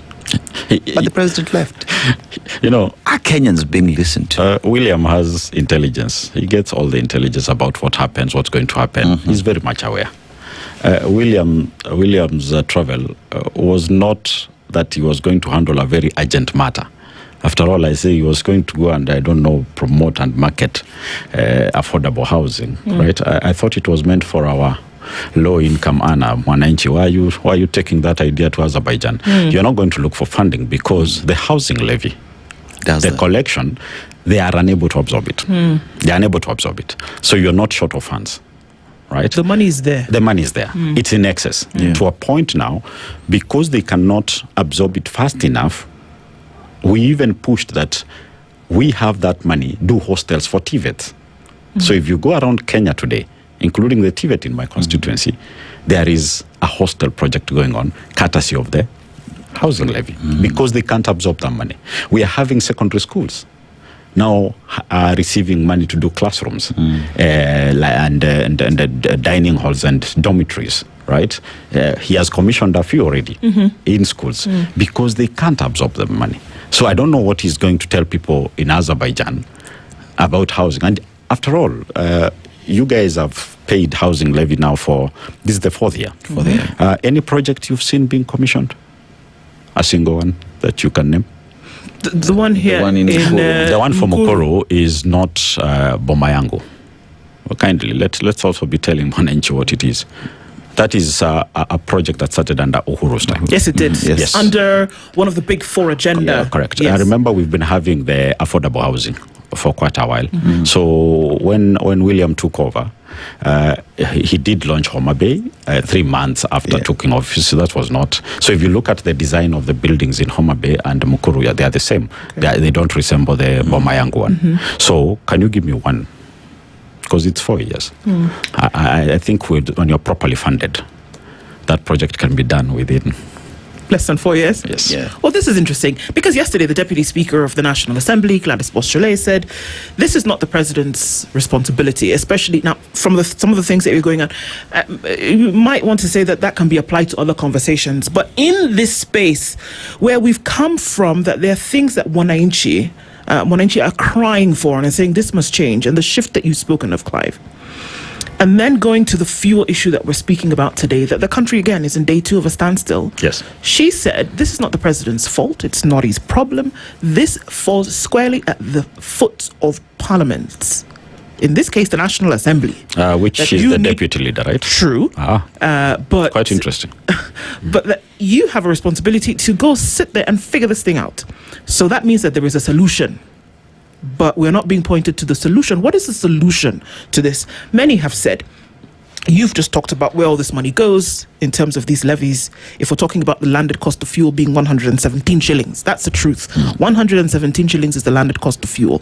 The remaining 125 shillings is in taxes and levies. Yes. Number one, if we're talking about diesel. All right. Now, she says that this can be sorted out at Parliament. We need to go sit down. There were calls for Parliament through the day yesterday saying, come on, somebody should have recalled Parliament. A member of Parliament said that Parliament needs to come back from recess and have this conversation about what we can do. So that means that there's something that can be done, but there is no appetite to do it, right? I totally agree. I wish I was seated here with Gladys. To hear her say that. And I would have asked her to tell me exactly which pro-people bill has seen day of light in that house, right? And which government-sponsored bill has failed in that house. The only one that ever failed was the finance bill of 2024, and because the house got back up. Do you know what you're saying? Yes, I do. That 290 plus members of Parliament who have the delegated responsibility constitutionally for the people to go and represent on their behalf have not been able to pass anything that is people-centered. I know what I'm saying, and that is what I'm saying. That's why I said the moment we started having part of Parliament saying we're in government, that's when we lost it. That they say we're in government, and they see others not being in the government. Clive is seen as huyo sio wa serikali, right? To a point when we've raised very good issues, very good proposals, even in their own bills. But because I sit on the other side, it is just rubbish that huyo sio wa serikali, right? I remember when this tax on us, what is it called? Is it the SHA or something? When they said we are taxed on gross, right? Yes, on gross. It's taxed on gross, and I think even the housing, you're taxed on gross. So I had put an amendment trying to say, let it be taxed on the basic, right? Of course, you guys have won this thing. You've gone. It has to be there, but can it be applied on the basic rather than gross? So you take more home, right? So that you allow people to take something home. You're finishing people's pay slips, right? I was shouted down. What does that mean? I was told I lost on that amendment. But do you know the moment we walked to the cafeteria, that's when it dawned on people. It's like, Clive, you are right on this. You are right on. I told them, okay, take your own pay slip as a member of Parliament. Do the math. Do the math. Your basic is 400 and something. Your gross is 1 million. I was even if I was not advocating for money, look at your own payslip. That's when they were like, you are right. But I was like, why did you? But because on that side, there's always someone, be it the whip or the majority leader, who when the vote is about to be called, you see him giving a sign, whether it is this or it is this. right? So you wonder, it's like you ask someone, did you go through what I was presenting? Did you listen to me? But they listen to me now when we are at the cafeteria. I mean, Clive, as a member of parliament who sits there, and because we also had a member of parliament here who told us that there is a time when he stood on a point of order, challenging a bill that was there, but he was assumed because it was on a matter of quorum in the house, and he stood up. That happened severally, and literally speaking, he was ignored. The matter continued without quorum, which then, if we are to follow the standing orders and even the law, whatever was discussed that day and passed is actually illegal. Yes, is actually illegal. And this is a house that is supposed to represent Wananchi now.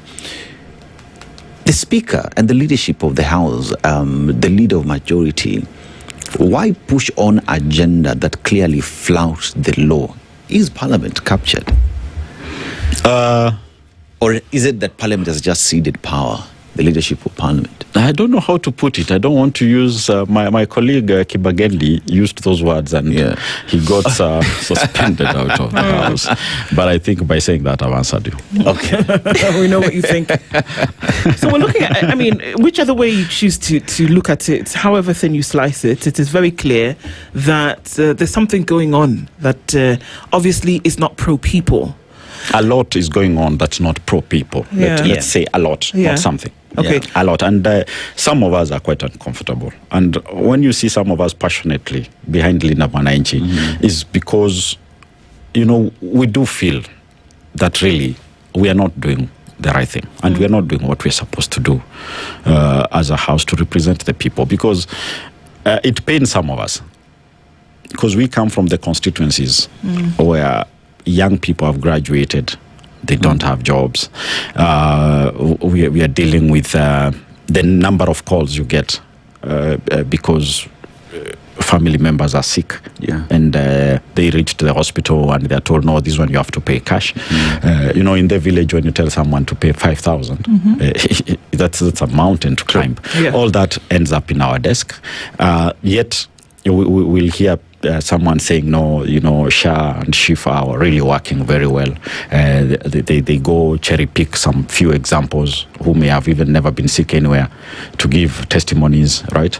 And then we hear William all over the place saying that I have enrolled how many people onto SHA, because he's really wrote on that the other day. 30 million. 30 million. Yeah. So I usually sit, I'm like, who exactly are you addressing here? We are not fools. So there was this bus we took. It was coming from Mombasa, right? And then in Tito and Day, either we felt we need to change the bus, and we brought another bus, right? And in every stage, you are carrying two people. You see, so you have an average of people you've been carrying in every stage. Then you change this bus. So you move every passenger who was in the previous bus into this bus. And the journey continues. Do you count these as your new recruits or people going on with the journey? William should be telling us, over and above what NHIF had, and what annually NHIF was bringing on board, what extra? That is what he should be telling us. But you cannot go count everything that was in NHIF. They had no option. They had to move. It was a change of bus. So he's very good at throwing in numbers that sometimes are not even his. He carries things that are not even his. He's been talking about having employed 100,000 teachers, out of which 44,000, the court keeps saying, are being abused because internship is not legal, right? But he's counting them. The 44,000. The 44,000 are there's a part of that 100 he keeps claiming he has employed. Those people are underemployed, and underemployment is as good as not being employed. And then, secondly, he didn't create those jobs. The moment we changed our curriculum, it was automatic and definite that the demand was going to be there. So these are jobs that were created 11, 12 years ago. So That is William for you. He knows how to play with words. And the reason he does not play those words on official platforms, he does it on the rooftop of his car, you cannot hold him to account. Because even in Parliament, what he says in the roof of the car has no standard in Parliament. You cannot use it. You cannot use it. Okay. Yes, because, that one has no evidence. It has no, There's no record. Yeah, if he promises you a school from the top of the car, the reason you will never see it, it's because legally it's not binding. It's not been budgeted for. It's not budgeted for. One of the things that comes out into the minds of people when you look towards a new political dispensation or a new leadership agenda is that folks want to know what you will do. And that's one of the things that struck a lot of people, especially yesterday, where we can talk about the numbers and the -7 shillings, add 4%, all of that, and look at what it all comes out to be. The person who yesterday needed to make their 400 shillings to then be able to feed their family doesn't know about maintenance levy or whatever. Correct. They want to understand what is it going to take for this thing to come to an end so that I may go do my job, earn what I'm going to earn, and then feed my family at the end of the day. They're the ones who want to understand why then do I have to, if I were to go and find something to do, my children are not going to go to school for whatever reason, do I have to find some form of care for them and pay 150 shillings? It may sound like a menial number, but for somebody to say that they need to look for 150 shillings to take care of their children or put them in a daycare somewhere so that they can walk to town, get something to do, and then walk back home.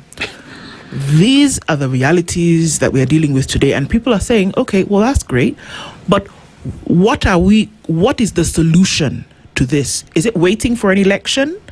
Is it shouting every day and saying that this change must come? Is it having rallies and pronouncing the intent to want to take over leadership? What is it going to take to change the situation in the pockets and homes of Kenyans today? Who are in the majority that look for this solution? First of all, I think there is no better people who understand what 50 shilling means to the people more than some of us rural constituency members of parliament. And sometimes it's painfully so. We interact with our constituents, and as I've said, we know what they're going through.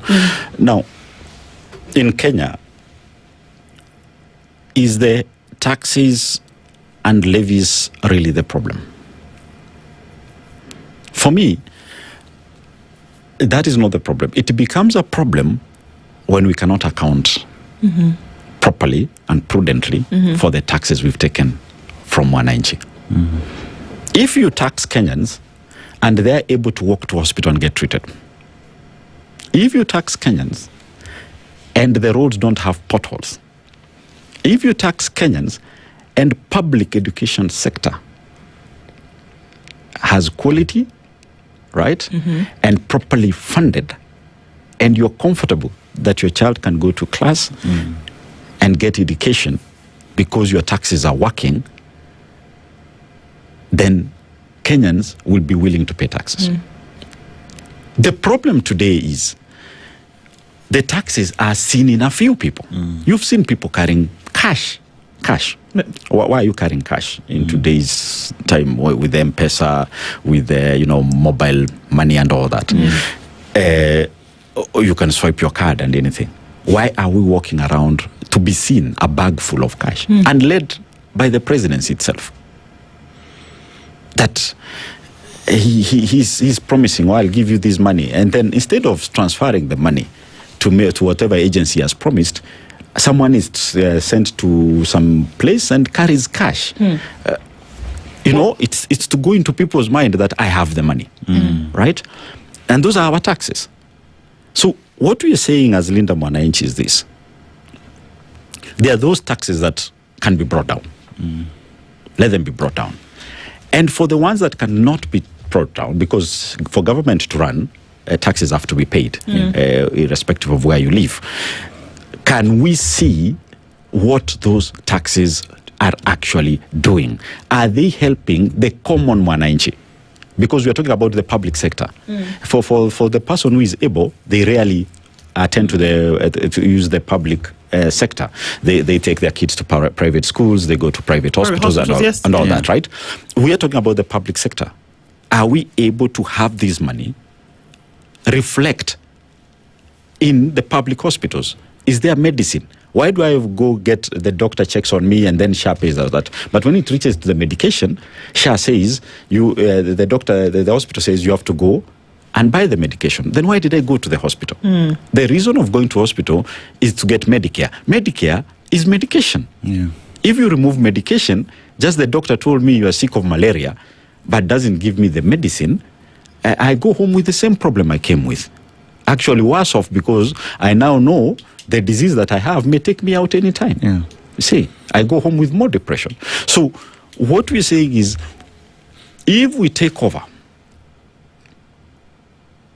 whatever group that is not the current Kenya Kwanza, if we take over Linda Mwananchi and whoever we may work with, the first thing is to put the common Mwananchi interest first. Ensure that healthcare is affordable, not affordable actually, is free and accessible right at your sub-county hospital. You don't need to come to Nairobi. People still have to come for this cancer treatment in Nairobi. Why can't we have it in every county? Is it really too expensive that a country cannot afford? I don't think so. You see, Clive, what Kenyans are grappling with today is with the promises that Linda Mwananchi is giving Kenyans may equate it to the same promises that Kenya Kwanza gave Kenyans as they were campaigning. You know, they had these manifestos, including charters with the different groups. You know, we get in, we will do this. We get in, we will do that. And with what Kenyans are saying, the way they've been let down, it is difficult for them to trust. I would like Kenyans also, and one would want to say, all right, so this is the promise, but how sure are we that you will follow it through and deliver? I would totally distance ourselves to being compared to Kenya Kwanza for one obvious reason. Yeah. Number one, Linda Mwananchi is actually predominantly a faction of ODM that does not agree with the broad-based that arrangement, right? Linda Mwananchi, the other membership is drawn from the wide Azimio, as it were, right? One thing I'll tell you is that these are the same people, led by Baba, may his soul rest in peace, who kept telling them, that guy is a liar. That guy is presenting himself like someone very new. But that's the same guy who promised you stadiums. Has it Mr. 666? Yeah, 6 months. The guy has just become like Emperor Nero. You know? This guy is the one who promised you the stadiums. And then nicely managed to package him as not being part of government. While drawing the salary of a deputy president right to the end. But made sure people feel like, no, I'm not part of it. Actually, that is a government of Uhuru and Baba. But I can't remember where Baba was elected to be that government. No, he was not. You see, where Baba got a contract to survive, that's neither here nor there, what we are looking at constitutionally. But this is the person we told him. This is the person who was giving stadiums in Uote. That's the one I remember very well. I don't know whether it has materialized. It has not. This is the guy who commissioned 2 roads in my constituency. As a deputy president, I have the photos of him on that excavator. Are the roads done? Done where? Okay. By who? That's the character. And we kept telling them, this is the same guy. And he's smart. He realized he's not going to sell his agenda to the head. He's going to target the emotional part. And that's why he focused staying in church and crying tears. Oh, this is a good man, God-fearing man. This one we can trust. Oh, did he cry in the pulpit? Oh, let's vote for him.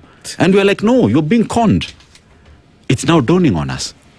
Linda Mwananchi is the same group that was behind Baba, which kept saying, we want an open, transparent leadership that is listening to the people. What we are bold. What we are saying is, we can only work with people who have even a record of doing something that touches on mwananchi. Crime rate is going high. Right? This is the same government that says they will not use brute force on mwananchi. Right?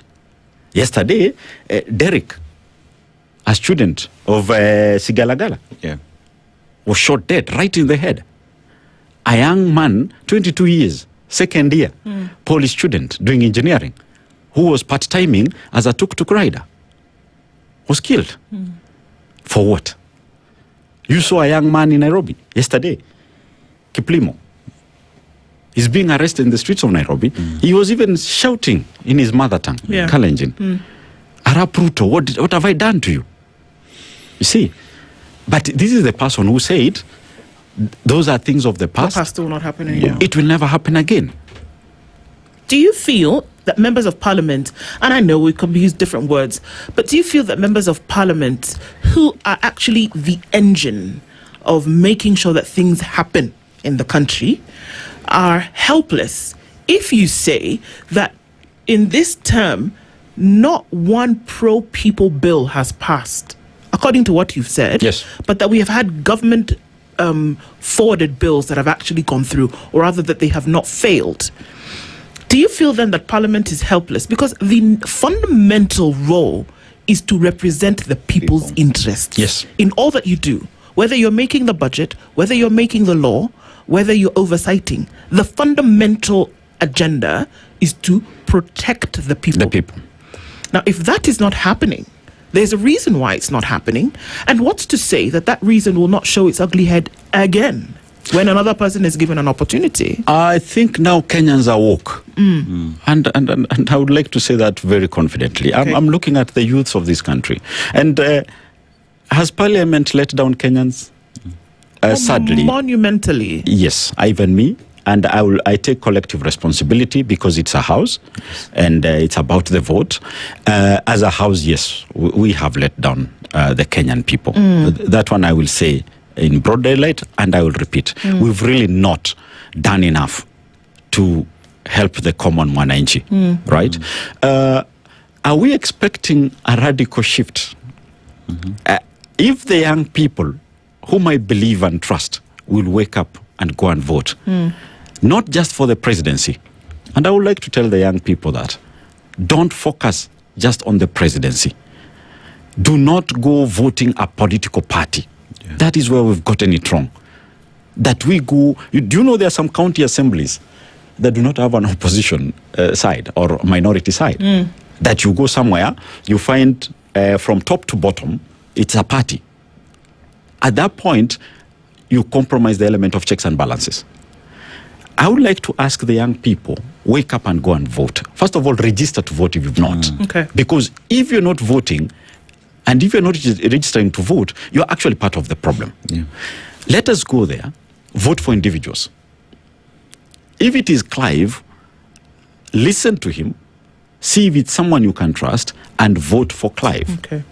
The moment, the day we'll have a house where you have a president who does not have a majority in the house, the country will start working. Because everything will require bipartisan approach. That is what America does. You find Americans will never give any president super majority in any of the houses. Either they will give you are the president. Look at Barack. Barack really used to suffer. You could only have a majority maybe of one in Congress and a minority in Senate. Right? At that point, everything that has to do with mwananchi, you must go and sit and get a bipartisan approach. But the moment we wake up and one party rides into office as the president and 140 or 180 members of parliament. Remember, in Kenya, parties are not ideologies. Actually, parties are buses owned by individuals. there is no way you will disagree me in my bus. So with the majority of 180, for example, Yes. they've been given marching orders in terms of what they must do. It doesn't seem as though, or is it the case, whereby you can almost expect that somebody who makes a part of the majority then has already received their orders, and then whether it sounds ridiculous or whether it sounds like it makes sense, they're going to pass a particular thing if they're on that side. Is that's what it looks like to us? Is that what actually happens? You've heard the line, drawing the party. It is the party position. Yeah. I think you've heard of that. Yes. Party position. That's actually what it means, what you've put in so many words. Party position. But remember, I've told you, the party is owned. It has its own. So once he said something, that becomes the party position. These shenanigans you hear, that it is neck, that is that. Where did you hear those necks? You just hear it was a party position. The owner of the party calls his leader representative in the house and says this is a party position. That's why I've told you there is that, Yes, the sign. Yes. Right? Yes. And these are things, it is always aired. If you are very keen during those voting and a camera is zoomed around that area, you will notice what I'm saying. So once we stop electing like that, and I'm seeing young people will actually do us that favor, will do us that favor come 2027, whereby they will elect individuals. I think we'll start to have a sensible house, a house that now knows who are, they are responsive to their bosses. Yeah, I mean, Clive, you speak about individuals who, and sorry to paint it like this, but many out here say, we really hope that individuals who get here would not forget their heads after the election, that they carry their heads and their brains with them, such that when they get to the house, they use their heads to think on what is pro-Monanchi. But let's switch a little bit, because now here we talk about a house that has access to reports that come to you, say, from the Auditor General and all that. In terms of the way Kenyans are being taxed today, and the wastage that is being reported, you've just painted individuals where we see where our taxes go because individuals are working with hard cash. With hard cash, right? How big or how bad is the problem? Because you have access to this information because the Auditor General brings it to you. How bad is it, and why can't Parliament say no to that? The part of Parliament said no. I think we've explained it. Yes. How bad is it? I don't think whether bad is the right word. No. It is dangerously bad. Yeah. I don't think using the word bad can really express the gravity of the situation. When you see a request of an additional billions to say State House, 17 billion shillings. You should ask yourself. You pass it though, Clive. Yeah. I've told you now how the house. I get it. You get the sign. And I take part of that responsibility because it is our house, right? It is our house. The situation is bad. But you've asked how will Kenyans believe that they won't be elected and again be the same? I think we usually say we move a step at a time. Today you have Clive. Yes. I have stood my ground on it. Look at my voting patterns in that house. I have been consistent, right? It's not only me alone. There are several members of Parliament. It's just that we are not, when it comes to the vote, it's about the vote. It has to be cast, it has to be counted. You lose, and that's the decision of the House. We carry that decision collectively. But are there people you can draw inspiration from? The ones that are there in the House, that we do have those. So if we have more of this, right? I have been in that House, right? I believe, and I stand, and I say what I believe, to me, matters to the people. So we can draw inspiration. You cannot give up. We can't surrender, because if we surrender, they win. You don't surrender. When we go to the streets, the people are going to the streets. By going out, they're passing a message. Can they be there? No. At the end of the day, they can't be there for, unforeseen, whatever. But are they passing a message? Yes. The question is the listening side listening? And I'm surprised that after 2024, we didn't learn a lesson. I'm really, because I had the arrogance, of the responses coming from that side yesterday. I was cringing because I was like, didn't we learn? These people are crying. They are can't you even be, have some respect in the way you respond to them? Because if you're going to say, no, this is beyond whatever, we are drawing inspiration from the Deputy President William sometime while he was campaigning and telling us how external issues do not affect pricing here. Actually, we're just using his line and we're telling them, no, precedence was set. The way the courts sometimes refer to our ruling someone.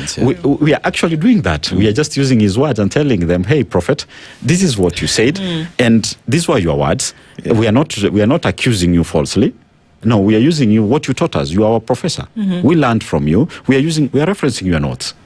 We wrote this on this day. You said it. So we are just saying it kindly. The Iran war has no business with us. The G2G arrangement, that was a bad idea right from day one. And I told them, I remember talking to KJ, we were with him in some foreign trip. I told him that one is a bad idea.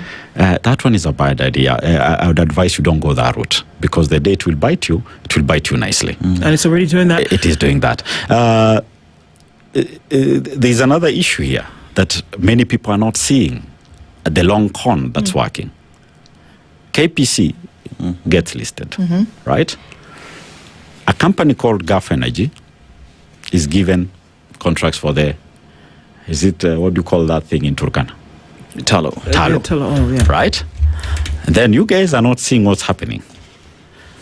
Some refinery is proposed in Tanga without the host president even being aware of it.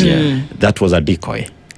So that the following day, Dangote comes and says, no, I was not interested in Tanga. I was interested in Mombasa. KPRL is your target. Revamp it. Gulf Energy again gets the contract because your crude oil cannot be transported below 40 degrees. That makes it quite expensive, right? So let's refine our crude in Mombasa, right? Who has taken over? Gulf. Gulf starts producing. But you have to blend your crude with sweet Brent. Yes. From elsewhere to make it, otherwise you'll have too much of wax content, which is bitumen. Therefore, the economies of scale will not work in favor. Once they start doing that, Gulf gets a percentage of imports for crude, and figures will start being channeled out of the amount they're producing per day. And then the refinery, as usual, will go down. And Gulf will have to be, during maintenance, will be told to import now white product, which is finished product, equivalent of what they've been churning out, to a KPC that they technically own. Right. So it's just business remains in the family, essentially. The whole thing now, at some point, the refinery again will die, as we do things in Africa, but now Gulf will be the one importing for their quota of what they were producing at the refinery. It was a one long con. But these things come out, I think, at the times that they do, then... by then, it's too late. You've signed a 50-year deal. For you to reverse it, you know how contracts are done in Kenya. I give you a contract knowing I will not honor it, and then I'm forced to pay you. Time doesn't allow us to go into a lot more of these things, and that's why the conversations like this must continue. Right. We want to thank you, although maybe that we would like to hear more from you. We want to thank you for coming in this morning. Thank you. And that the hope is that even I hear a cry to say to Kenyans to make the right decision later, and that cry seems to be coming from the folks on the inside. Clive Gisairo is the Member of Parliament for Kitutu Masaba. Has been our guest this hour. Thank you. We're looking forward to the next one. Thank you very much. Asante, good morning at 8 a.m. The latest news from around the world. 94.4 Spice FM.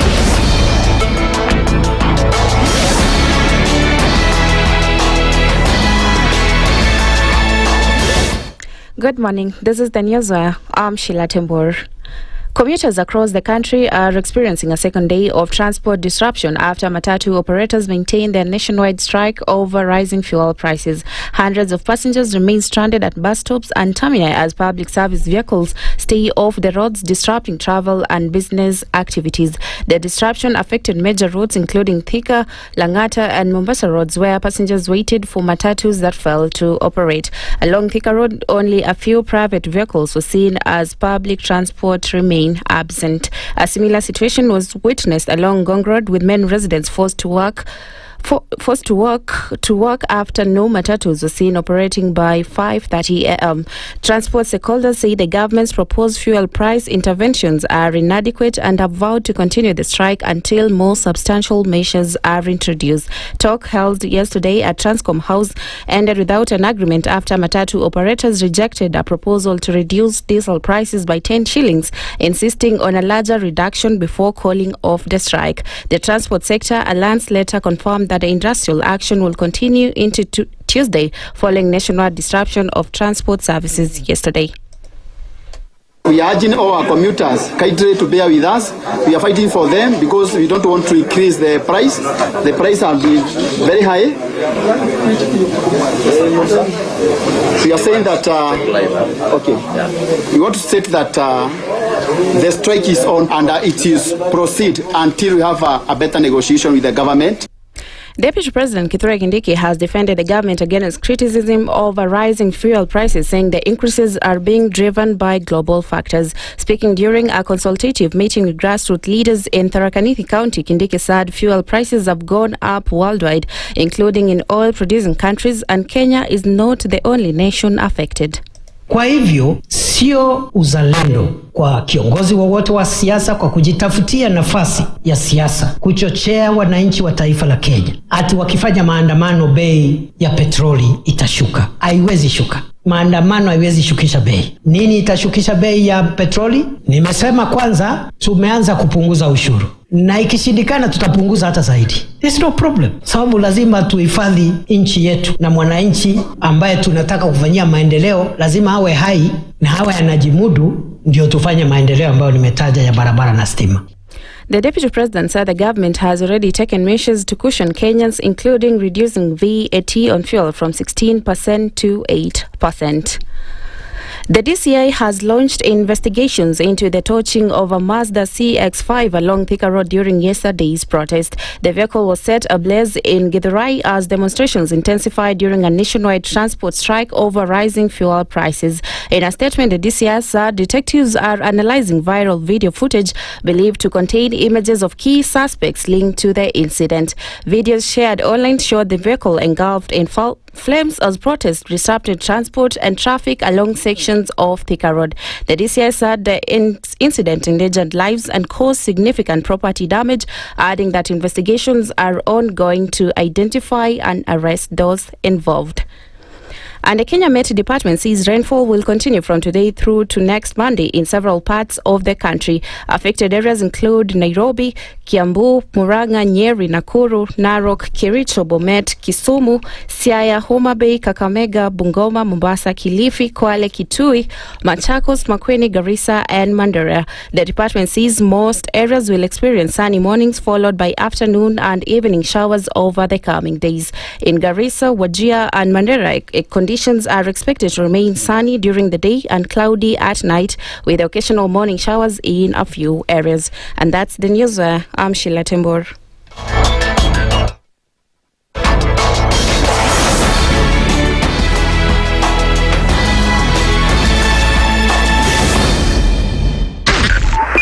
.5 Spice FM, Kisumu. The following takes place from 6 a.m. to 10 a.m. every weekday on Spice FM. Every time he kept on saying he wants a vibrant opposition. How does it make sense that public money has been used for anything and then they dare to sell it back to you? Why are they not giving them for free? That's how broken we are. That's how broken we are. They're being sent home now for fees. They're going to fail to prepare. We are compromising the futures of these children. This is the Situation Room the only way to start your day. The following takes place from 6 a.m. to 10 a.m. every weekday on Spice FM.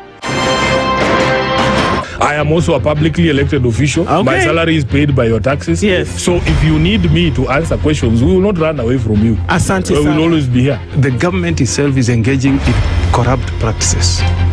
That the government itself deliberately schemes to influence through bribery members of parliament. You pay for a passport online. Alafu you're told there are no booklets. I rebuke matters corruption because corruption has brought this country to its knees. This is the Situation Room, the only way to start your day. The following takes place from 6 a.m. to 10 a.m. every weekday on Spice FM. Baba should disown these experts and they say they went there on the because he keep on telling us that these experts just you came from Dubai and you found them they're already at State House looking for jobs. Government has to has to introduce austerity measures. It's something that this government and the previous ones have not been able to do in this country. We've talked about it so many times. And really, I think you have seen the modus operandi of William Samoei Ruto since he came in. It's just showbiz. This is the Situation Room, the only way to start your day. The following takes place from 6 a.m. to 10 a.m. every weekday on Spice FM. Members of parliament, they go to State House, they just promised they get given tea, mandazi, and 100,000. That's not development. External borrowing, 589 billion. Are we on the same page? What did Parliament pass? If anything happened to our president today, God forbid, that man would become president. Na ndio alilenga hizo stories za Shakahola. The real thing is our constitution has only one person who is accountable to us. This is the Situation Room, the only way to start your day. Mature, intelligent talk every morning. Spice up yourself.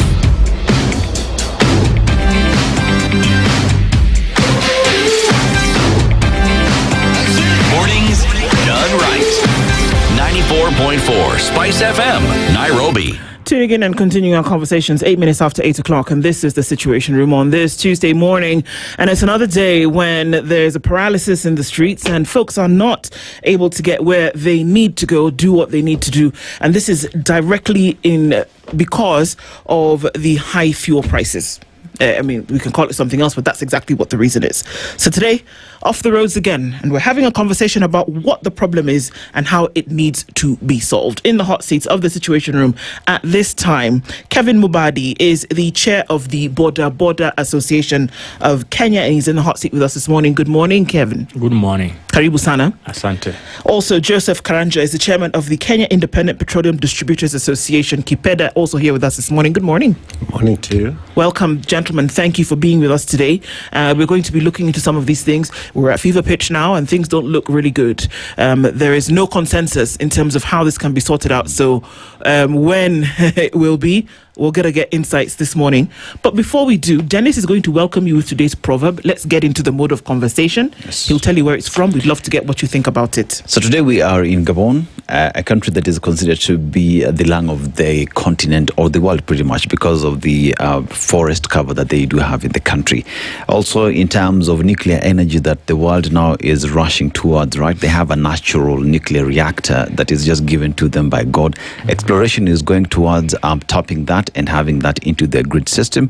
They are also heavy on fuel resources because they have that and they're mining it and using that as well to push the economy. But the proverb that we have this morning, a fool looks for dung where the cow never browsed. A fool looks for dung where the cow never browsed. Joseph, how you interpret it? Oh, thank you very much, first of all, for having me here. And I feel good. That is a very good and very strong proverb. Yes.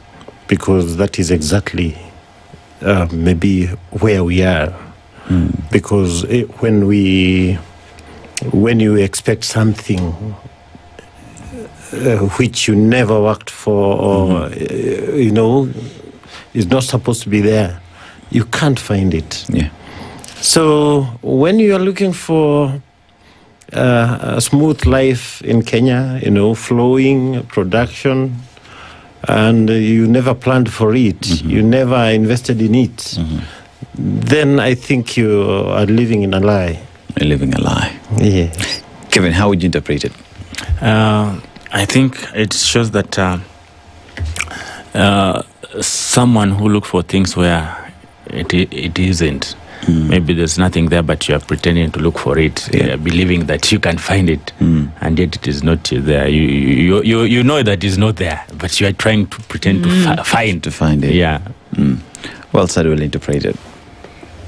Is there a solution that's being sought for the fuel crisis in the country that's not there? And are we looking and saying, okay, there's a solution, but we can't find it? What is going on? Let's come from your point of view, Joseph, first of all, with what we see going on. There was hope that after this long meeting, easily 4 hours of a meeting, that they were going to come out of it and say, okay, you know what? The transport industry has said we're going to go back. This transport is just not matatus. Kevin was in that meeting, the one earlier in the day and then later on, and the hope was that, okay, they're going to come out of this and maybe we're going to see a reduction. Because let's not get it twisted. A reduction is what is being sought after. These prices are too high. We're not saying, oh, come and tell us why. The prices are too high. Why is it not possible from a fuel distributor's point of view? Why couldn't we get an answer yesterday? Thank you very much, and a very good question. I personally have been in this industry for a long, long time. And when some of these things, some of these policies were being, set up, I could participate here and there. And there are things that we talked about. There are things that we even proposed. Even when you hear about public participation, there are things which are aired. There are things which are, presented, but they are never taken seriously. They are not implemented, such that now for us, we're just seeing the results. We're just seeing the fruits of ignorance, the fruits of just putting other people's ideas aside. So I'm not very surprised, and I still don't see a lasting solution unless things are overhauled again. Because this is a matter of okay, we have very, very, very sharp people, very good educated. We also have very good policies if they are handled properly. But the people that we have are the problem. They don't want. They want to do everything for their own interests. Which people? Now the office, the managers. They whatever they do, they just want to to put their interests at the front, such that now when it is time to reap the fruits of what we did, because it did not start yesterday. No. This is just a result, and the government is finding itself between a hard place and a rock. The problem did not start yesterday. It's about the people who are there. When you're given a position like that one, and you want to make yourself comfortable in that one, then maybe you leave it. Sometimes somebody else comes, because we are in a changing world. Then he may not manage it the way you visualized it, and then one thing after the other. Here we are now. Kevin, yesterday you attended the meetings that we saw how all that ended. The cabinet secretary spoke, and immediately after that we saw that gentleman who spoke and said, we did not agree on this. What happened in the meeting? Why have two sets of information from the same meeting? Okay. I was there, although I left earlier because I had some other engagement before the completion of that meeting. But we had discussed about the reduction of fuel. And there are some negotiations that were in there where the members of the Matatu operators were saying that diesel should be reduced from 246 to at least by 30 shillings. And they were looking at options now. What option do you have? The government said we can only reduce it by 8 shillings. And where we'll get that money, we'll have to increase the cost of kerosene. But when you look at kerosene, I think the kerosene used in Kenya is about 5 million liters per month. So the subsidy that goes to kerosene is only 500 million, which is $500 million. When they bring this $500 million to caution the diesel, it is not enough. It was coming to only 1 point something shilling. So it could not reduce anything tangible. So they had to look for subsidy for the next month for around 2 billion. So when that 2 billion came, that is what cautioned it to around 8 shillings now. But the minister said, okay, let's go. We had a long negotiation, so they said, let's go and discuss, then we'll come back and at least say, give you an option. But as they were leaving, they said, okay, we have agreed on 2 parameters, but we'll come again and have another discussion. So I think, but when the CS came back, he said that we have agreed, and that's where some of the members were not okay with that, and they said, no, we didn't agree. We said we'll come back again. Although you have received your 10 shillings that you have reduced, we are happy with that, but we did not agree that everything is okay. We will have another day to discuss again and come up with a better solution. So that's what transpired yesterday. One would ask the question then, if you look at those who are offering transport services in the Matatu sector, I remember that gentleman saying, we are not striking because we do not want to offer service. It's because we are fighting for Mwananchi, right? I just want to understand what is making it difficult. Just break it down, what it means to fuel your car and offer that service. There was some calculation that were done by the owners of the Matatus, and when you look at the cost, it's true, everybody agreed that they are making losses, because you find this guy with the current price, per day they have the cost of fuel on Matatu has increased by 6,000 shillings. So when they were doing their calculation, if you have a loan and all those things, you remain with 2,000 shillings as a profit at the end of the day. So this 200 you have to pay the makanga, you have to pay yourself, you have to pay other expenses, which was becoming very difficult for them. And that's why they were trying to negotiate. Okay, let's see how this diesel prices can come down to a lower margin. But the government was also on between a hard rock, because they were saying this diesel, the prices has increased. It was around 600 per barrel, but now it is 1,000 plus per barrel. So you see, it has doubled. But in Kenya, also what they were trying to say is that if they were not cautioning Kenyans on this fuel through subsidy, then the 1 liter at the moment should be sold at 300 shillings plus. So, but through the caution, that's why it came to 246, because the barrel, they asked to Google last month, it was going at 600 USD. At the moment, it's going over 1,000 plus. So that is where the challenge is. Do you think it's justifiable reasoning? Logically, that now that they're buying oil at $1,000 a barrel, and before it was $600 a barrel. So if they hadn't cushioned that, we would actually be in an even worse place at 300. Does that make sense to you? Do you think that that's a justifiable reasoning?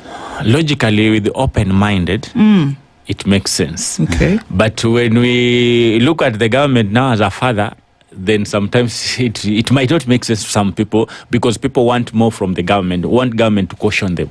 That's why they were saying, I remember a gentleman said that you have a baby and the baby is very hungry, then you have food, but this food you are to share between a baby with another person. So whom will you choose? And even Wazir said, I will first of all give my baby the food to eat. So it is the government is finding it is between two different lines that are very heavy for them to carry. I want to bring in Joseph.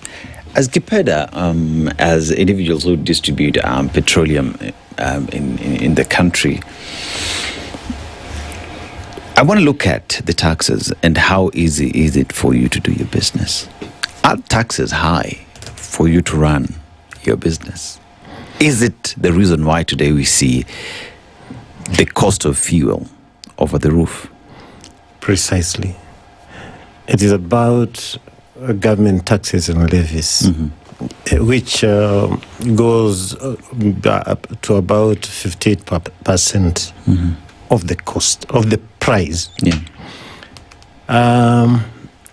That is why you find even other neighboring countries who actually, you see, the companies which are operating in Uganda, Tanzania, Rwanda, most of them are headquartered here in Kenya.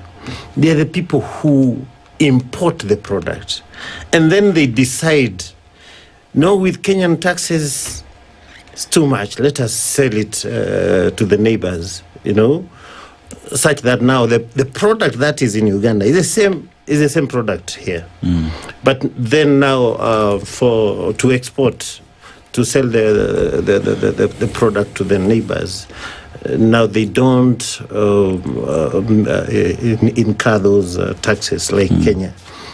So Kenya, everything, the setup is just suspicious from the origin, from the start to the end.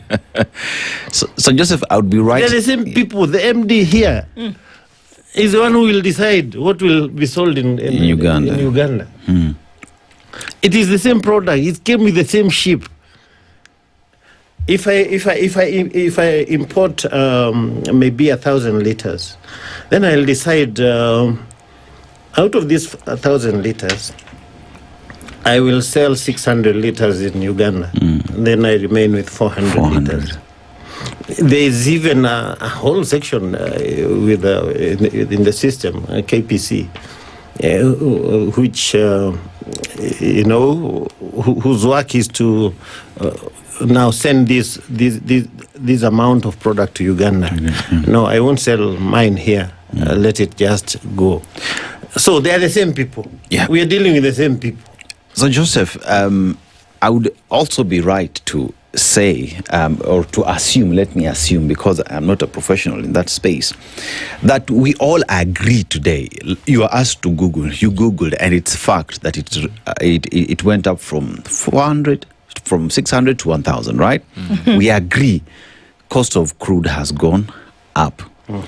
But the reason why we find ourselves at the pump spending more is based off the law that was passed that has put in place levies that in turn makes fuel in Kenya expensive. That the solution then that we are all seeking is that the cabinet secretaries, together with the president and parliament, sit down, review the levies, and automatically the price of fuel will go down. Exactly. That is what should happen.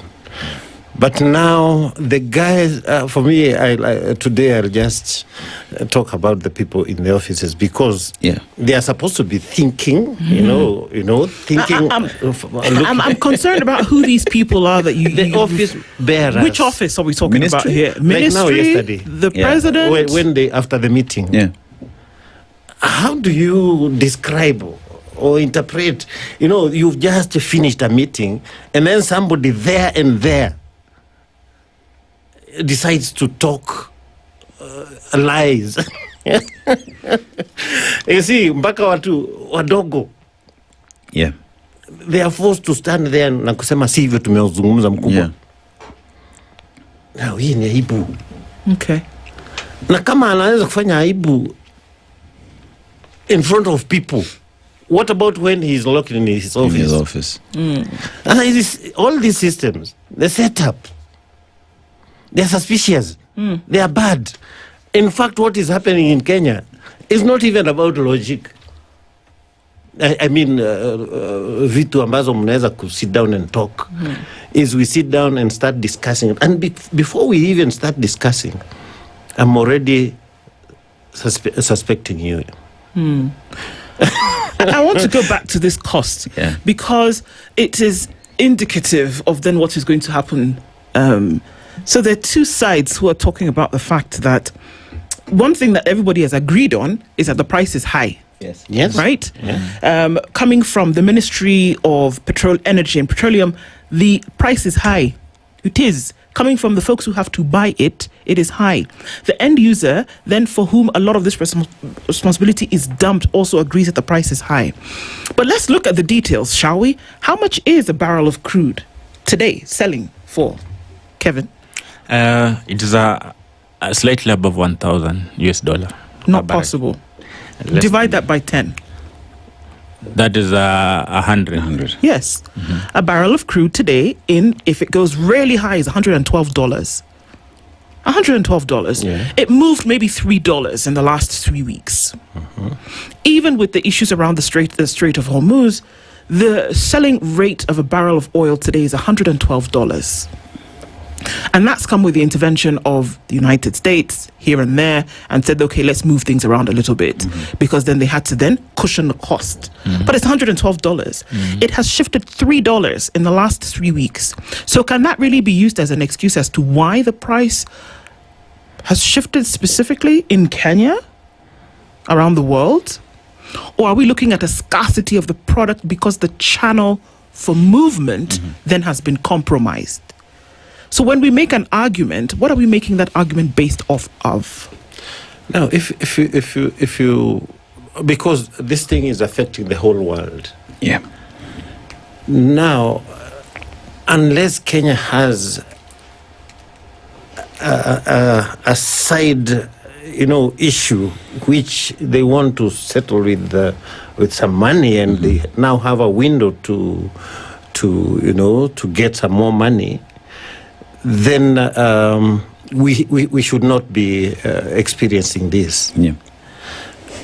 So I think, just like I'm saying, Kenyans, we are just suspicious because those are the kind of managers that we have for our lives. Kevin, yes. In that meeting, did you trust what was being said? Did you trust that a minister, cabinet secretary, would stand after that meeting and give you a solution to lowering the price of fuel, whereas there has been no move of amendment of the law that describes how much fuel will be sold in the country? Did you at any point trust that there would be a solution after that meeting? Yeah, because all those things were put bare on the table. We had two options. We had what we call quick wins, then long-term wins that we might need to go to the parliament. So as we started the discussion, we had some hopes and trust. We trusted each other first. We asked ourselves, let's trust and believe in each other that we are going to come out with a solution at this table. And the ministers put down the quick wins. What can be done to caution to quickly lower the fuel, because there are some things that are possible. We have others that are not even possible. Even the president, if the president was to give an executive order, it was not possible until it goes back to the parliament.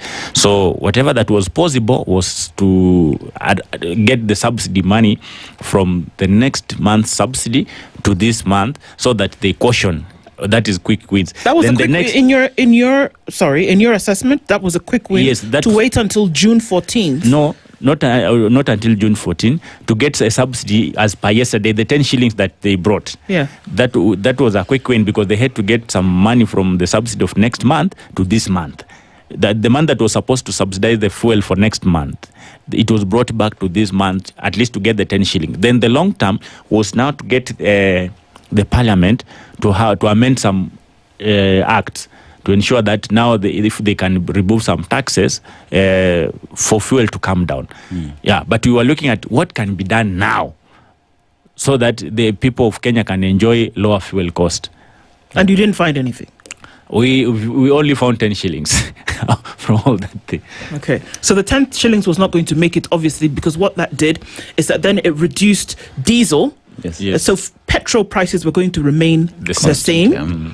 Diesel was going to reduce by 10 shillings. Yes. But then kerosene, paraffin was going to increase by 10 shillings. Not 10, 38 shillings. That was going to increase by 38 shillings, right? So the money that you removed from here, you essentially just put it somewhere else, and somebody was going to bear the brunt of that expense. So it wasn't really a solution. It wasn't a solution. You sat for hours and came up with not, because it was not a solution. It was not an answer to the problem that Kenyans are having today, where we are saying, excuse me, it is too expensive. Let me let you into a reality that was being faced by folks yesterday. The people who would normally pay 50 shillings from point A to point B were now being asked to pay 150. That people who were paying 30 shillings were being asked to pay 120. A vehicle that you would normally pay 350 shillings for was being charged 1,200 yesterday. That was the reality.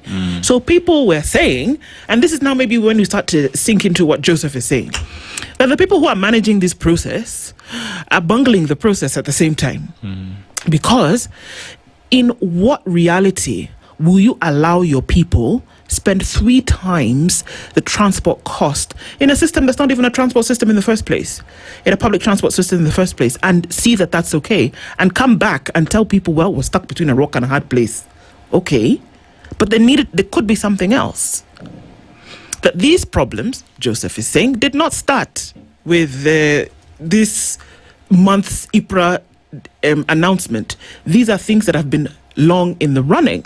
And so how do you solve long-term problems? And we seem to have an issue with that. And it seems that as though this impasse is going to be there for a minute if there is the reluctance to reduce the taxes and levies on fuel. That's that's where it is. That you can't reduce the landed cost because the thing has already gotten here. But can you do something about the cost as pertains to the levies and taxes that have been applied to it? Do we not see any sense in that? Or does this conversation just find its way down the drain? I think because of the policies that are there, for fuel to come down, there must be a hand from Parliament. So it is now between the Parliament to amend the acts and so that some taxes can be reduced. So that's where we are. For us to get any serious tangible solution, it needs the hand of Parliament. To do what? To amend the taxes. Okay. The tax laws. Yeah. So tax laws must be amended. Must be amended. And you see right now even the CSS are hand-tied. They can't do anything. If you do anything, you are abusing the law. You are against the law. So for us to get a serious, tangible thing on these fuel issues, the Parliament must come in, amend the taxes. Joseph, what we're seeing today is, I call it a ping-pong game. Because where we find ourselves today is based off, like you said, decisions that were made way back. It's the reason why we find ourselves here today. That today, even if Kenyans will go to the streets, Mutanu operators, everybody in the transport sector would down their tools today. Unless we go back to Parliament and the law is changed, we will see no change. Because anything that would happen outside the law is illegal. That it's 2 things. Either an executive order comes that would change things, or Parliament moves in earnest and change things. What you're seeing today will continue. That the cabinet secretary cannot come and tell us that they have lowered, not even the president can lower the cost of fuel. And this is what the system is trying to do. Because I saw a press release last night, very late. The one now is supposed to be reducing the price by 10 shillings and increasing kerosene. I saw it very late at night. And I was asking, when we had a similar issue some times ago, nothing could happen before it is taken to the parliament. Even the last month when the president declared that 8% of VAT, still the parliament had to come back and ratify that. Such that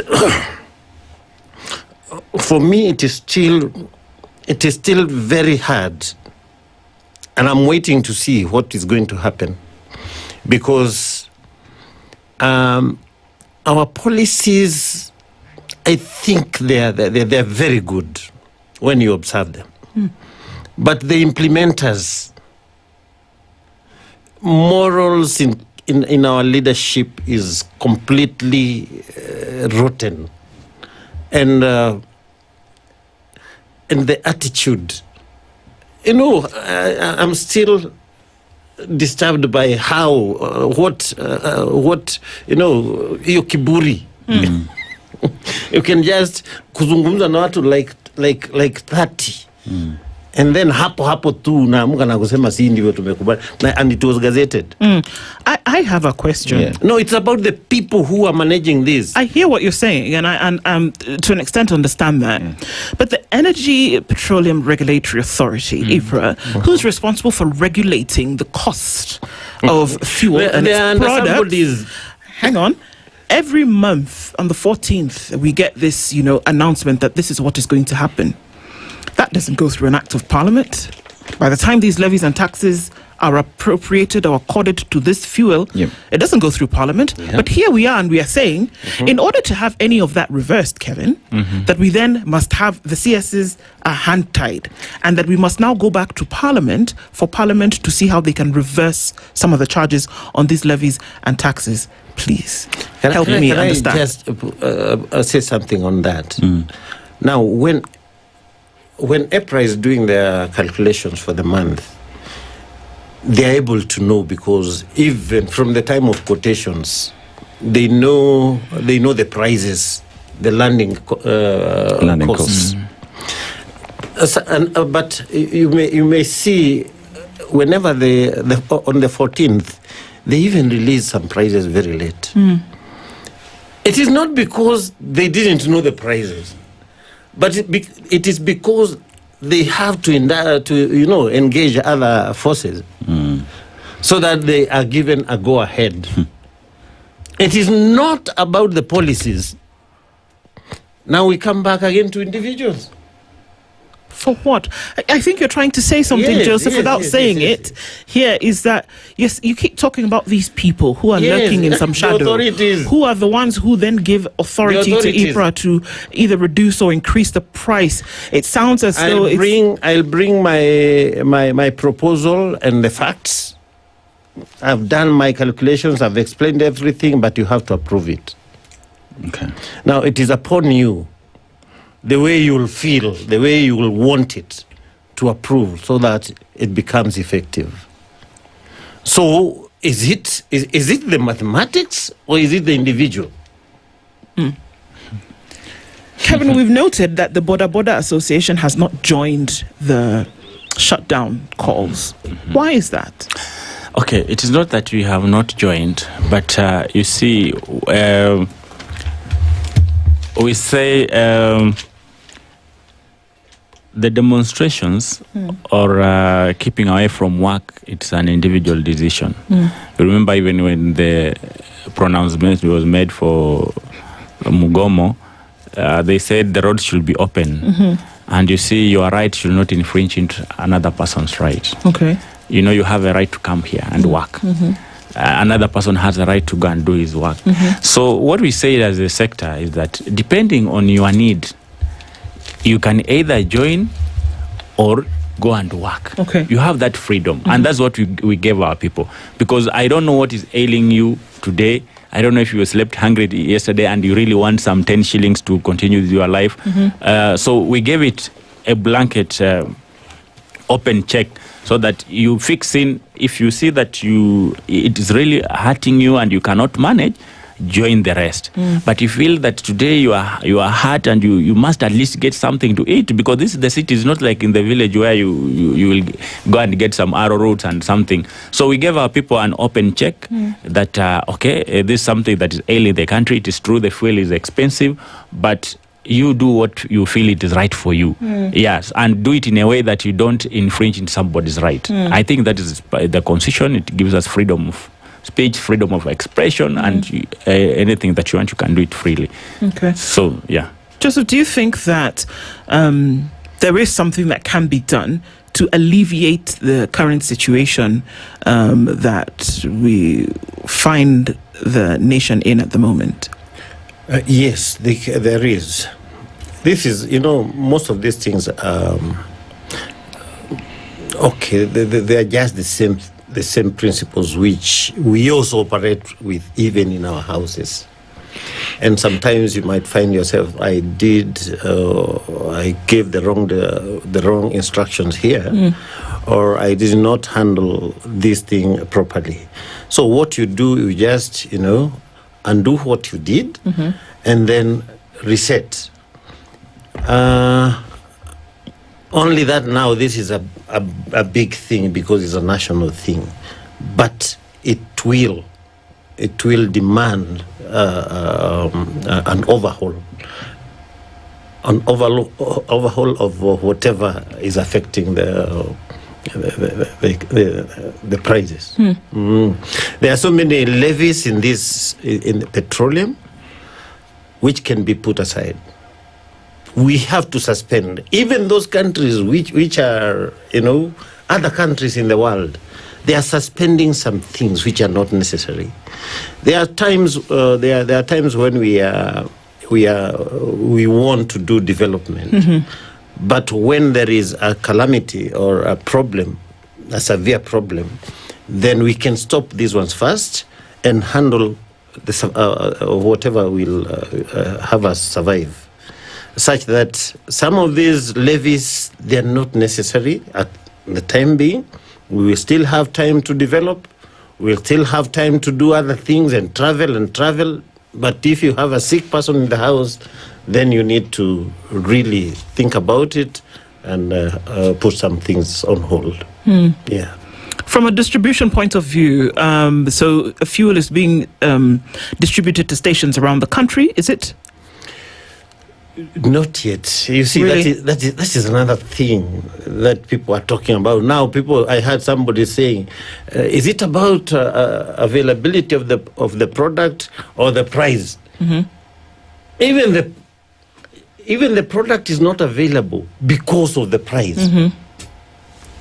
So let us talk about the prices, so that now the product can be available. Because what are petrol stations making on top of this? I mean, two shillings a litre. What is the margin of profit that they're making upon what they buy it for and what they sell it for around the country? Now we have two sides of the dealership, because we have the multinationals with their stations, and we have the independents, now us. Now we as independents, yes, we don't have our product. We don't import. We just buy it when it's here. Yes. Yeah. From these majors. Okay. Now, when they say that we only have enough for us, for their stations, then we are left without. And if you're going to get anything from, a friendly gesture, then you'll be given 2 shillings. As your profit. So you would buy it for, let's say, diesel, for example, that's now retailing at 246 shillings. You would buy it for 244 shillings. Yes. That's what's happening currently. That's what has been happening. So that you can access the product. Maana mtu anakuambia hii ni ya mtoto, I can't give you. It's for my children. But kama nitakupatia ni kidogo tu na kwa bei hii. You have to give me more money so that I get some more for my children. Hii mambo mwingine unasikia ya subsidy. They are refusing because hii pesa serikali si ya kwamba inalipa hapo. Inakuwekea for 6 months. Okay. Sasa inaanza mvutano tena, you have not paid my subsidy for the month, Sasa tena, no, ngojeni. I don't have cash to buy that product. So the little that I can buy, I'll spare it for my petrol stations. It's very complicated. It does sound so. And then that people don't worry themselves with the details of it, but that at the end of the day, people want to then be able to purchase a commodity that is not so expensive. What do you see the day looking like today, Kevin? Today, again, there's no movement at all. All the matatus are home. And I think the country is losing so much. The earlier we get the solution to this issue, the better for the country. You can imagine how much the government lost on revenues yesterday, how much is being lost today, even tomorrow, maybe if the matatus will not join the roads to ferry people. So I think the government must rethink. They should sit down and rethink as fast as possible to ensure that our economy moves forward. Yeah. They should just come up with a solution even today before the end of the day and say, okay, we have, because what our people were asking for is not even everything. They said, okay, give us 30%, 30 shillings decrease. Yeah. So they gave us 10, we are remaining with only 20. If they can do something about the 20 that is pending, so that people can go back to work. Yeah. But as we speak right now, everything outside there stands still. You can't even hear any voice, noise outside there. Yeah. So there's a big challenge. Yeah. So we're looking at another shutdown today, then going into the day where likelihood of getting a solution is unknown at the moment. Is it too simplistic? And I think just like to get a clear answer to this. Is it too simplistic to imagine that those involved, the stakeholders, would then come out and say, well, you know what? We can suspend levies. We can reduce taxes, because this is the problem here. That it is not the cost of fuel that's the problem. It is the levies and taxes that have been applied to it that then double the cost plus some on top. So can something be looked at? Because, I mean, one of the things that came out clearly is that, well, if we take away the 25 shillings that's on the road maintenance levy fund, then how are we going to maintain your roads? And there was the answer to that, well, you're not maintaining them anyway, so you might as well take that out so that we're at least down 25. You only have 5 more shillings to find after that. It sounds simplistic. But the reasoning behind this is, if the road maintenance levy fund, well, I mean, we're being told that some of that money is used to build the Rironi-Mau Summit Road, but that one of the main reasons that we were told is that there are potholes in roads, that roads will not be maintained if you remove 25 bob. I reckon if you take the 25 shillings from the RMLF, you only have 5 shillings left to find that folks are saying, you can find it here and there. Nip 4 shillings at the pump and you can be down to 18 shillings. Nip another 1 shilling here off VAT, be at 7 bob. Very few countries around the world charge VAT on fuel. There you have the 30 shillings that the folks are looking for. From where I sit, it is possible to come up with a solution. But it seems as though a blunder might have already been made that precludes you from making that simple solution. So isn't it what you're saying that's true, Joseph? You need to go back to the source of the problem and figure it out. It's not a made problem. This was not a problem that sprung up on you on the 14th of May. It was before. Yes. But here we are saying, we need to find something quickly. No, go into it. So yes, take the RMLF money of 25 bob. Take it away. Because you're not maintaining the roads anyway. And you're doing things on illegality when it comes to the Rironi-Mau Summit Road anyway. It's uncontracted. So how about we suspend that for a minute, because you're not doing anyway. Nyoro said we can take 4 shillings away from the pump and make it 18 bob instead of 22. You already have your 29 bob that the folks are saying that we need to then be able to make sense at the pump. So you can even do 29 bob. There, in this 5 minutes, we've got you 29 shillings. Why is it so difficult to then say, let's go ahead and do it? You see, some of these things, rightly what you're saying, it's just like how we manage our places, our homes. If you had promised a child a new uniform this term, and then something happens and there is no money. You tell the child, you tell the teacher, I'm not buying a new uniform. He or she can use this one for the moment. So such that this road development and what they can be suspended, and Kenyans are very productive. They are very innovative. They can make this money again if you enable them, if you give them what they need to do whatever they know how to do it, such that you just create an easy way, a soft avenue for them to exercise whatever they want to do, and they will get back the money back to you. I think it is possible. It is possible. Let them remove the taxes, and the fuel will flow, and the people will work, and we shall reap the products. Do you think that can work? I mean, because we can say, well, do anything, reduce the prices, but we found some money here. And somebody was saying, I'm being impractical, Kevin, but we found some money here that can actually be moved around. You've done it before. You've suspended VAT to the tune of 8%. You've reduced money here and then been able to find it. You can do something because the country is bleeding at the moment. We found some money. Why would it be so difficult to just apply it? Yeah, I think the difficulty is in the laws that... oh, come on, Kevin. When IPRA was increasing this money after regulating, they did not go to Parliament and say, excuse me, by the way, we're going to increase fuel by 46 shillings. Let me tell you something that happens. You know what IPRA does? My friend here said, there's already formulas. So it depends with the landing cost. Once they use the landing cost, feed into the system, it generates the formulas as per the law that is already there. Everything. Who inputs the formula? Okay, you see now there is this 8% VAT. You know it's already there. So when the fuel lands, the VAT of 8% must be there, unless it is removed by the Parliament. Let me give you an example, Kevin. If I'm on my computer, right, and I am typing a document and I want to save it, and I say Control S, I don't even have to go type file, whatever. I just say Control S, it saves the document. Yes. If I'm still typing and I say Control Z, You delete everything. If I say Control A, I highlight everything, Control C.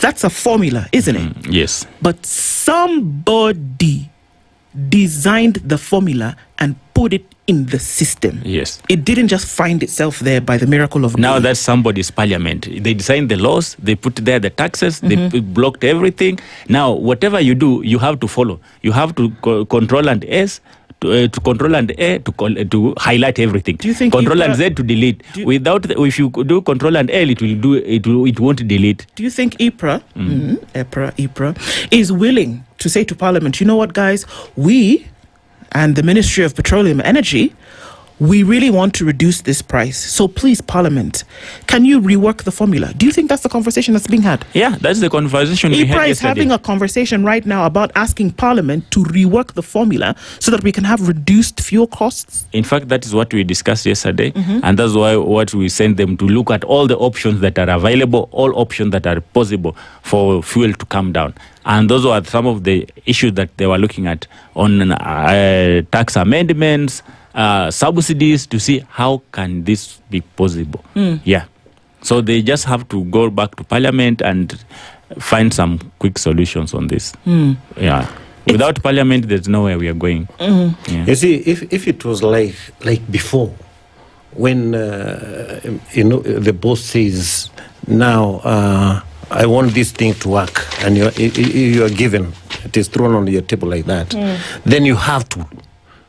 But when, on the contrary, when you come with facts and present them to your boss and tell them, now this one is becoming hard, is not working.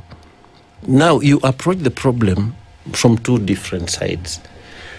Now, if EPRA, like what I read from yesterday's statement, now if the minister had been told, don't go beyond 10 shillings, that is what I'm asking.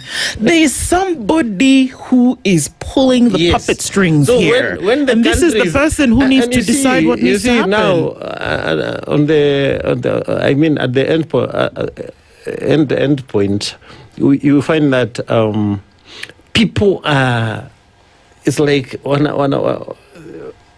they are sensing ya kwamba kuna kitu hapo, kuna mtu nyuma ya tent hapo, ule ambaye ana pull the, such that hii kitu ndio sababu haiendi. Na tutaenda tusimamishe kila kitu mpaka yule yuko nyuma ya tent atokeleze. Joseph. Yes. It's not mathematics. Mathematics people can do. The facts are there. And we know. We touch these things, but now, yule mtu ana adjust temperatures. All right, so there's a spoon in the soup that obviously there's something, because I'm going to go back to that thing, the formulas that we talk about, and you say that this rests right in the hands of Parliament. But then if the folks who are actually regulating this thing, because what you're telling us is that all they do is that they say, okay, in the month of May, landing costs 117 shillings. All right, they put it into the system, and the jukebox goes, and then this is the amount that you get out. And the only way to change that, they're basically saying that IPRA they can't do anything about it, because if Parliament doesn't come in and do the magic that Parliament may do, that IPRA has their hands up, and there's nothing that they can do about the regulation of this price until Parliament comes in and says they need to reject the formula. Parliament. Now, do you think IPRA is saying, you know what, actually, it's really tough for Kenyans at the moment? And if that was the case, why would the CS Treasury yesterday say, you know what, we actually have to ride out this wave of difficulty until IPRA comes back on the 14th of June and tells us how things will change? Why didn't he say, let's ask Parliament to tell IPRA what to do? Why? I don't know why he said that, but I think he was also trying to, he has his mandate up to where his mandate reaches. So when he say IPRA, I think IPRA now is the one to advise the Parliament on, because that is their mandate to regulate fuel. And if they find that now the landing cost of the fuel is very high and the Kenyans cannot afford, yet there are some taxes, I think it is IPRA to advise the CS for Petroleum to talk to the Parliament so that Parliament can amend some laws and remove the taxes that are there that are affecting Kenyans. But all in all, I think what we are looking for is a solution, and we gave the government time to go and look for those solutions, and we are hoping that by the end of the day, at least there must be something. If they came down to 10 shillings, I'm sure they can come down again to whatever margin that is available that will be acceptable to all the members that were there. Yeah. Okay. So what does it look like from your point of view today, Karanja, in terms of what will happen? We know the roads are empty at the moment. Folks are still hoping against hope that, there will be one vehicle that passes by, and that could be imagery for, we hope that there is something that somebody's having a conversation about and saying, come on, guys, bring the thing down. And this is just fuel. It could be something else tomorrow. But we're also seeing that the reaction of Kenyans today is a compounded reaction about a number of things that they're just not satisfied with. Fuel is just one of them. If this is not dealt with, the possibility of other things now coming out then is very high. You see, once the prices, once people start using these prices, it will affect every other area of the economy. And the worst thing that is going to happen, is that once those other areas have been affected, even if you adjust this price, unga itabaki ikiwa juu, mandizi itabaki ikiwa juu, fare itabaki ikiwa juu, everything. Yeah. Such that now, these people should be dealing with this thing very carefully. Because leo hii, kisiagi ikipandishwa bei, do you think that itarudi nyuma? It won't. It will be tough. Bei ikipandishwa haitarudi nyuma. Wewe teremsha bei ya diesel, lakini zile vitu zingine zishakuwa affected. I hear what you're saying. Such that now I think we need very serious people kwenye hizi controls. Yes. We're looking. Joseph Karaja today is looking for the man behind the tent. And he's insisting that there's somebody else who needs to come out into the open and tell people what's going on. We can. He's the chairman of the Kenya Independent Petroleum Distributors Association. Kevin Mubadi is the chair of the Border Association of Kenya. Have been our guests this hour. It's day 2 of a nationwide shutdown. Let's see what happens. There seems to be some conversations that may be happening in the back room. Hopefully they come to the front of the stage. Asante sana, gentlemen, for being here with us this morning. Good morning, 9 a.m. Thank you. Thank you very much. The latest news from around the world. 94.4 Spice FM.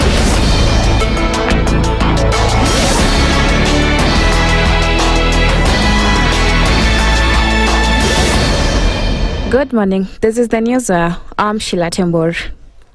Nairobi Central Police Station OCS Dishan Angoya has been arrested over allegations of unlawfully releasing 64 suspects arrested during yesterday's protest. Police say the chief inspector released the suspects who had been detained over public order offences without lawful authority. Angoya was arrested today by the Deputy Regional Police Commander and detained at Langata Police Station pending further action. He is expected to appear before the Kibera Law Courts as investigations into Monday's protest continues. Interior CS Kipchumba Murkomen earlier said 348 suspects were arrested during the demonstrations. The nationwide strike over rising fuel prices will continue after transport stakeholders rejected a government proposal to reduce fuel prices by 8 shillings. In an interview, the local TV station Rig Owners Association Chair Cornelius Chepsoi said stakeholders are demanding a full reversal of the 46 shilling full fuel increase introduced in the latest pricing fuel. The minister came back with an offer from the state of 8 shillings and something, which, our members outrightly refused. The original proposal was that they take out the entire 46 shillings that they increased in the last cycle, which of course, as part of negotiations, you start at the best in the hope that you can land somewhere that is acceptable to everyone. And we agreed to take a break for everybody to consult. He said talks with government officials ended without an agreement, with both sides opting for further consultation. Stakeholders also proposed the use of petroleum levy funds to cushion consumers against rising diesel prices, describing the government's offer as insufficient. Of course, the state stuck to the 8 shillings, and we said it is not tenable for us to go back to our members and tell them, after all that we have done, after the Mugomo, after 5 hours of hot discussions, we could only give you 8 shillings.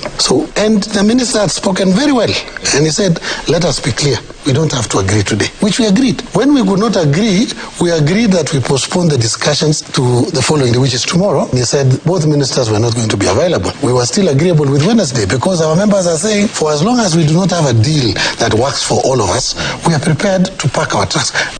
The strike continues despite a new review by EPRA, which reduced diesel prices in Nairobi by 10 shillings and 6 cents per litre, while super petrol prices remain unchanged. The Kenya National Commission on Human Rights has called for swift investigations into violence witnessed during yesterday's protest over rising fuel prices, which left 4 people dead and several others injured. The commission said the demonstration began peacefully before being infiltrated by criminal gangs involved in looting, destruction of property, and attacks on motorists and members of the public. KNCHR also cautioned police against the use of excessive force, saying the constitutional right to protest must be exercised peacefully and responsibly. The commission has urged authorities to investigate the violence and bring those responsible to justice. Speaking during a press briefing yesterday evening, Interior CS Kipchumba Murkomen said more than 30 people were injured and 348 suspects arrested during the unrest.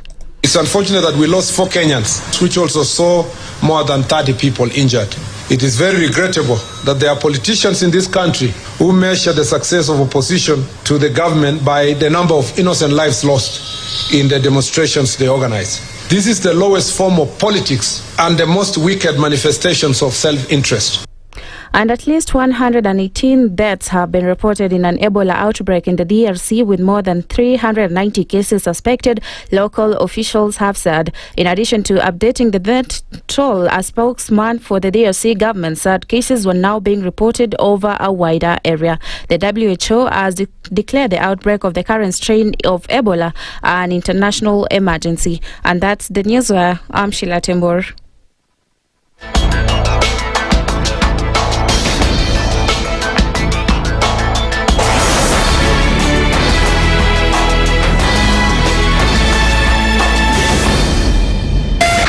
94.4 Spice FM, Nairobi.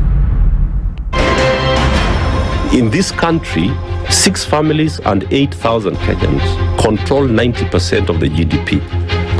We are not a country. We are a plantation. We work for Ruto. When you're telling the judges court orders are papers or they will not obey court orders, they're sitting and you're seeking orders from them. So how are they supposed to interpret it? Isn't it an oxymoron? When you see a judiciary that seems to be under some control somewhere, you start questioning. We have very powerful governors, but they don't use their offices to serve the people. If you are not shameful to do what you are doing, why should we protect you? I'm human. Everybody's human. So when you're told, kuja tuongee, I mean, you'd be a fool to say, "Sitaki kuongea today." Conversations have to be had, you know? People in leadership should only go into leadership if they are ready and willing to change the lot of the people. The Situation Room, Kenya's biggest conversation. The following takes place from 6 a.m. to 10 a.m. every weekday on Spice FM. Parliament has got powers. Let me break it down. The National Assembly can initiate an impeachment of the president. This same National Assembly. Yes. That's our constitution. Because this is just a continuation of the previous administration, which Ruto was part of. President Uhuru himself openly said that we're losing 2 billion daily. Daily. I mean, come on. Are you saying that we don't have a central bank?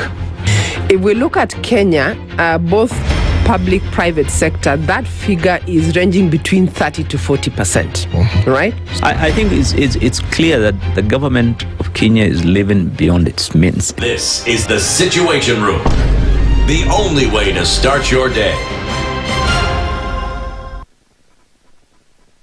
The following takes place from 6 a.m. to 10 a.m. every weekday on Spice FM. Baba should disown these experts and say they went there on the, because he keep on telling us that these experts just you came from Dubai and you found them they're already at State House looking for jobs. Government has to has to introduce austerity measures.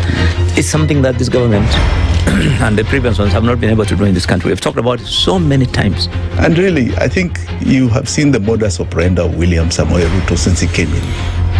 It's just showbiz. This is the Situation Room, the only way to start your day.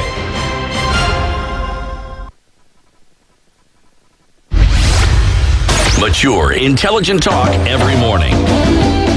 Spice up yourself. Mornings done right. 94.4 Spice FM, Nairobi. We continue our morning, and our conversations today carry on, and as we do, taking into consideration things that are going on around the country. This is something that's going on around the country as well, and still continues to be an issue, and we're having that conversation today.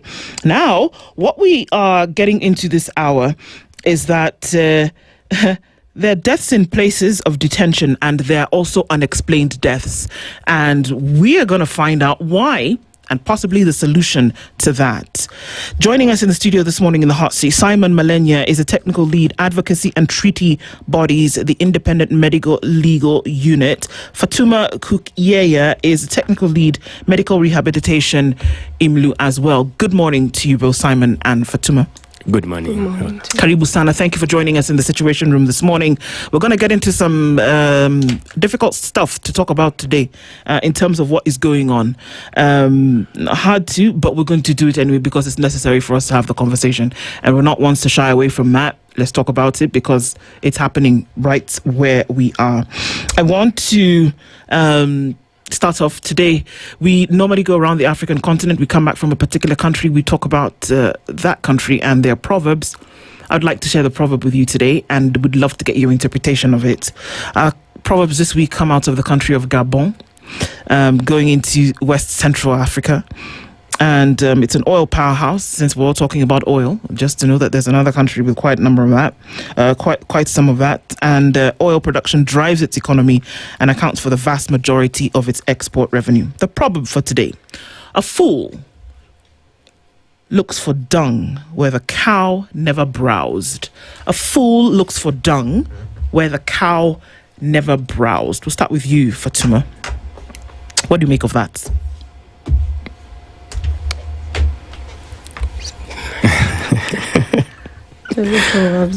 Sorry? A fool looks for dung where a cow never browsed.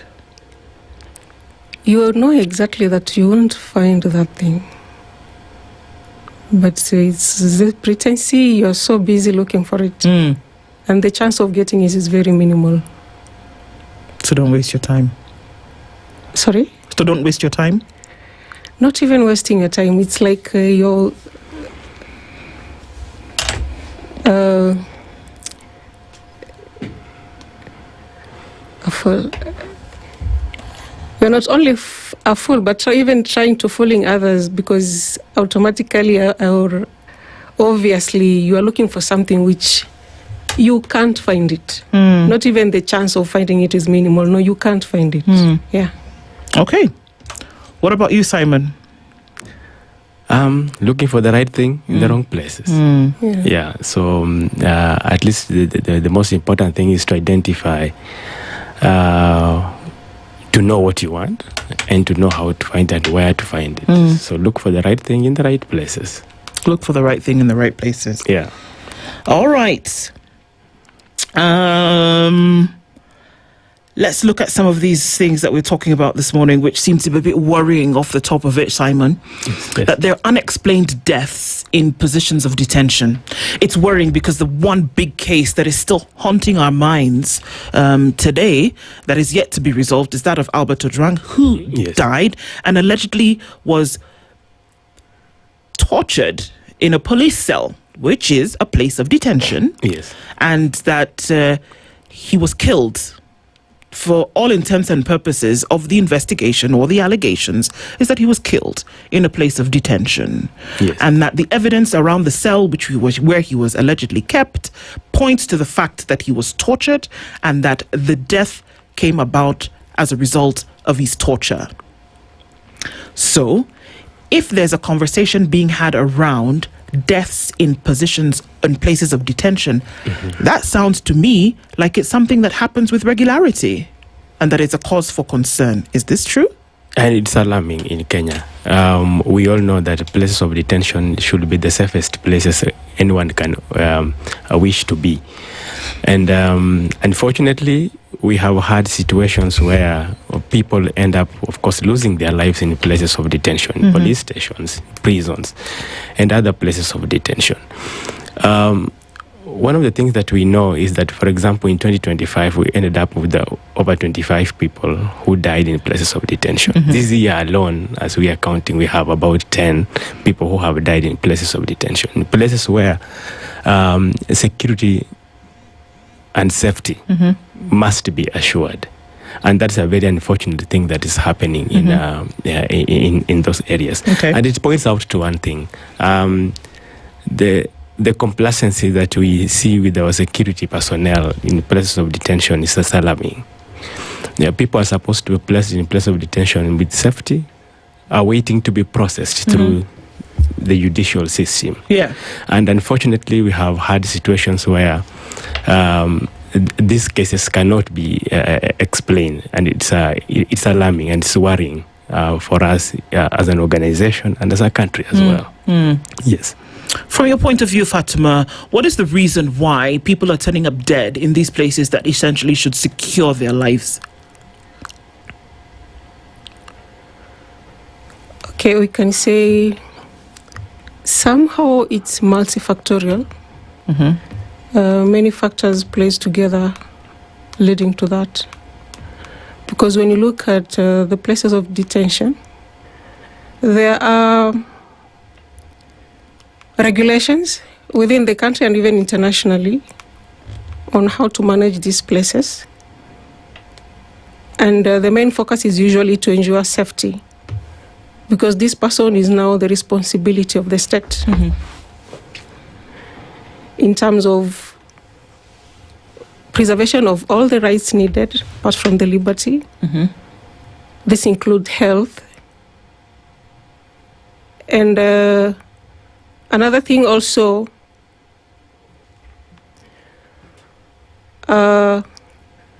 these places of detentions also, you may find maybe the time they were constructed up to date. There are a lot of changes systematically. For instance, in terms of population growth. So there are environmental factors. There are health factors. And there are legal factors, that is in terms of policy. So when it comes to environmental factors, where we see the prisons becoming overcrowded because of time, and the structure which were initially in place cannot hold these people in a proper manner as stipulated in terms of public health. So with the overcrowding, this pause now interacts with the health issue, predisposing these people to unhealthy condition, because people may end up dying in prison due to overcrowding as a result of infectious diseases, for instance, tuberculosis.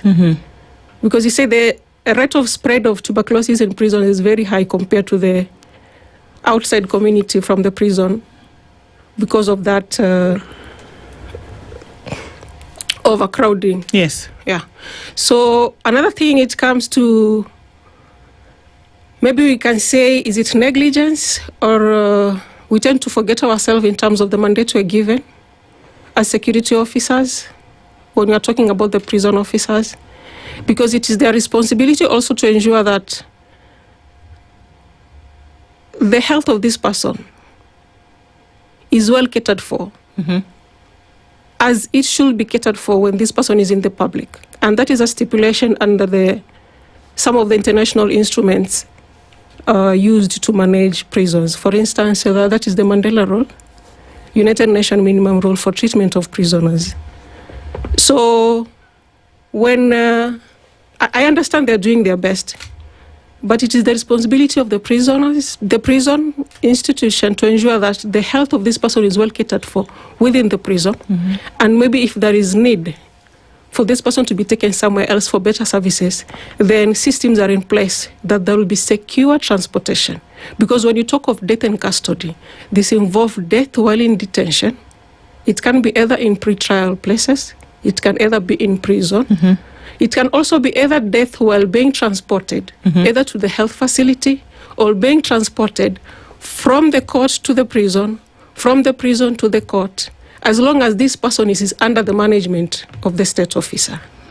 And who is responsible for this person when they're moving, when they have been brought into detention, whether they're going from detention to court and back, moved to another facility? Who is actually who bears the responsibility for this person? The state. The state. Yes. Okay. Now, one of the things that we have seen is the collapse of processes, whether it is information for investigations, whether it is loss of records, whether it is poor evidence. All of these things seem to chalk up to then not being able to solve a particular matter.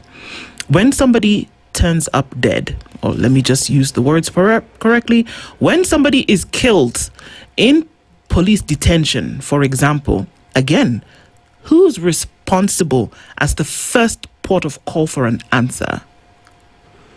If the person who is responsible for moving this person, ensuring that they're safe, who then is responsible when they are dead? Thanks. And it's the very, very person who is expected to secure that particular person. And as we started, you pointed out the case of Albert Ojwang in the Central Police Station. And of course, the person responsible is the officer in charge. The officer in charge has to ensure that there are measures in place to secure the safety of the people that are under their custody. And when that does not happen, then they bear full responsibility for their inaction, for their negligence, in case that person, of course, in case the people who are under their custody, their rights are violated or those people are killed. So it's extremely important and critical that the officers who are in charge and the security personnel who are in charge take full responsibility and ensure that the people's lives and safety is well secured while under their custody. Okay. There is the National Forensic Science Bill.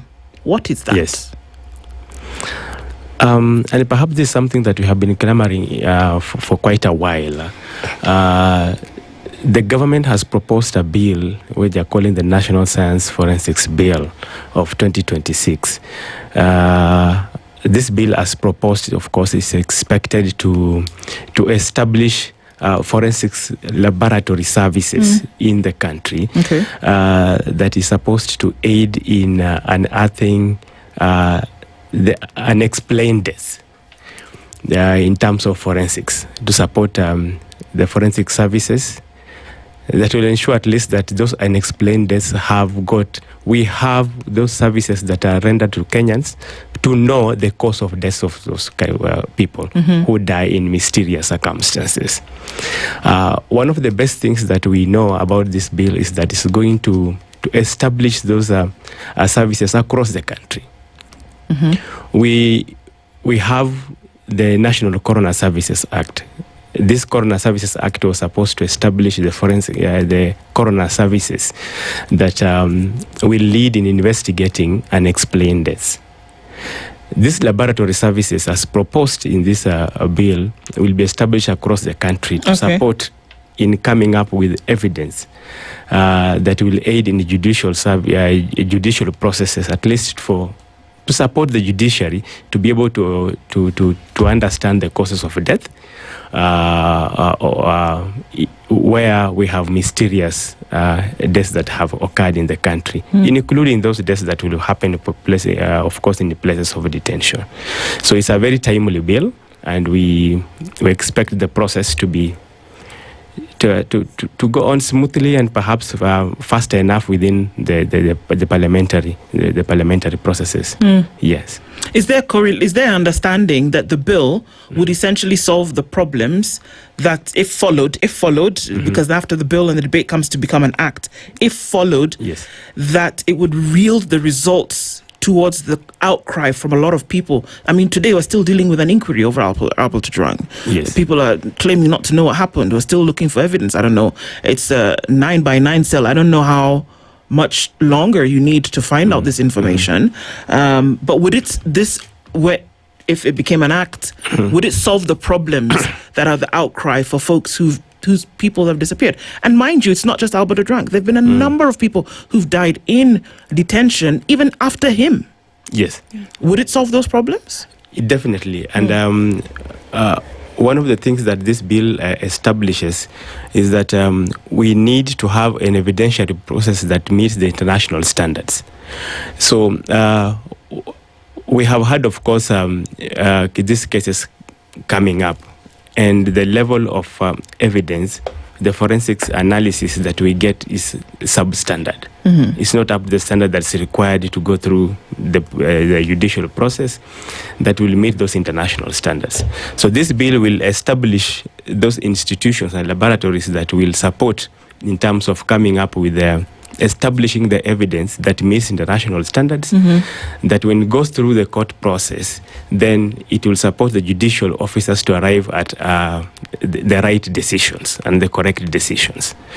So we essentially will be able to solve some of these cases that have been pending for so long. As you may understand, for example, that classical case that we're talking about of Albert Ojwang, so someone will tell you that this person hit their head on the ceiling or on the wall or something like that. But then, now, these laboratory services will be able to come up with the exact cause of death. That once we meet those international standards of the evidence that we require to be used in the court to establish the causes of death, then we arrive at the right decision. The courts will arrive at the right decisions, and we will know the exact cause of death of any particular person that mysteriously died. So there are no labs. Are we saying that there are no labs that would be able to carry out this forensics today in Kenya? No, we do. We do have. So what precludes them from using them at the moment? I think for me, before Fatuma comes in, these labs exist, yes. Yeah. But they are, first of all, they are few. Okay. For instance, in the Western region, you'll be told that the government chemist is in Kisumu only. But this the current bill as stands out, we seeks to establish these laboratory services in all the counties and in almost everywhere, so that at least we have the accessibility is guaranteed. Again, what we have currently is that we do not have the correct equipment that meets international standards. That's what this bill seeks to establish in the country. Okay. Yes. All right, Fatuma. Thank you. So, as you're saying, whether these aspects of corona service bill will be able to solve what you're facing currently in terms of unexplained death in custody. You see, when you need to solve something, there is need for you to know the root cause. That's the only way you'll be able to solve that thing. Now, getting to know the root cause, it's now bringing intervention to address the root cause, so that to prevent that thing from reoccurring. So the corona service is coming in to investigate unexplained death. These are deaths where getting to know the why that death occurred is usually not clear from at the beginning of the reporting of that death. So the corona service is coming to be responsible in investigating this kind of death. And for instance, we say there are a number of deaths which fall under unexplained, or we can say that deaths were supposed to be reported to the coroner for them now to do investigation to reach to a stage where now they'll be able to prevent others like those from happening. So when you say death in custody, that is one of them. But we have several. For instance, if someone dies of road traffic accident, that is something which also need to be investigated as well. For instance, if someone dies as a result of violence, even not in prison, outside prison, as a result of violence, as a result of maybe sometimes negligence, maybe from the state in terms of its mandate. For instance, government facilities, public health facilities, when there is negligence of preventing a preventable death, that is not responding to the need of the patient when that person is brought to hospital and then leading to death. That is a death which has to be investigated. Okay. A death where a person dies following discharge from hospital, could be 24 hours discharge from hospital, or someone who suffered an injury, then after a period of almost 1 year, that person dies. That is a death which need to be investigated. So a maternal death, someone who dies while expectant, it's unexplained because you are in a natural process and then something happens, meaning there was either some negligence somewhere, looking into why this death happened. Infants, in sudden death of infants, they need to be, that is caught, someone dies just in a court, a baby, an infant. It's something which need to be investigated. So the main reason is you need to know the root cause. Once you know the root cause, there is also the need to get accountability. So once the investigation is done, and that's why you say you need to report. Once such kind of death occurs, like death in custody, there is need for reporting. Because the officer in charge, the one responsible for that prison, need to report. Reporting to the coroner, that is people responsible for investigating that death. Reporting to the bodies mandated to investigate death in such places like the IPOA. Reporting that death to the next of kin for them to be aware. So when they come, they have to institute investigation, which will also help to reassure or to even reduce trauma to the relatives on why this death happened, so that they can have a natural process of healing. Or also to know whether there was a culprit, so that proper preventive measures are put in place if there is need for prosecution. So all this process, when you bring in the coroner, we need to find out ways of bringing accountability to such kind of death, so that it acts as a preventive measure to further such cases. Just for people's, where you're talking about the coroner now, who is this person? A coroner is someone who is has the capacity in terms of education-wise in relation to that field, mostly forensic, and is mandated to investigate unlawful death. Just brief description about it. Okay, so this person goes and carries out investigations. Okay. How many of these investigations actually happen? Because the long list that you've given, a mother who dies in a natural process, that must be investigated. Somebody for whom another death has been unexplained, that must be investigated. Somebody who entered into police custody healthy, turns up dead, that must be investigated. How many of these are actually investigated? You also bring up IPOA, which, okay, is interesting. How many of them are actually investigated that can bring out some kind of result? Because then it speaks to the appetite for finding out what really happened, for you to then say justice will then be served or denied. How many of these actually, do we have statistics in terms of these cases that actually go to the coroner, are investigated, and then are given the right results? First of all, as we speak today, we do not even have the coroner services are not functional in this country. Okay. What we normally have is that the normal and ordinary investigations that go through the court process, the hospitals, those forensics that happen ordinarily, that we say that most of them do not even meet the standards. Of course, these deaths, especially that the ones that happen within within the security facilities, are usually investigated. IPOA, as you have mentioned, of course, has got that mandate to investigate deaths that happen within the police custody. And they do actually investigate. And in terms of accountability, actually, once they have done the investigations and they find that there is evidence to suspect that this person died and that death was caused by security personnel, they normally forward those cases to the ODPP, the Office of the Director of Public Prosecutions, for processing. And of course, what we have seen is that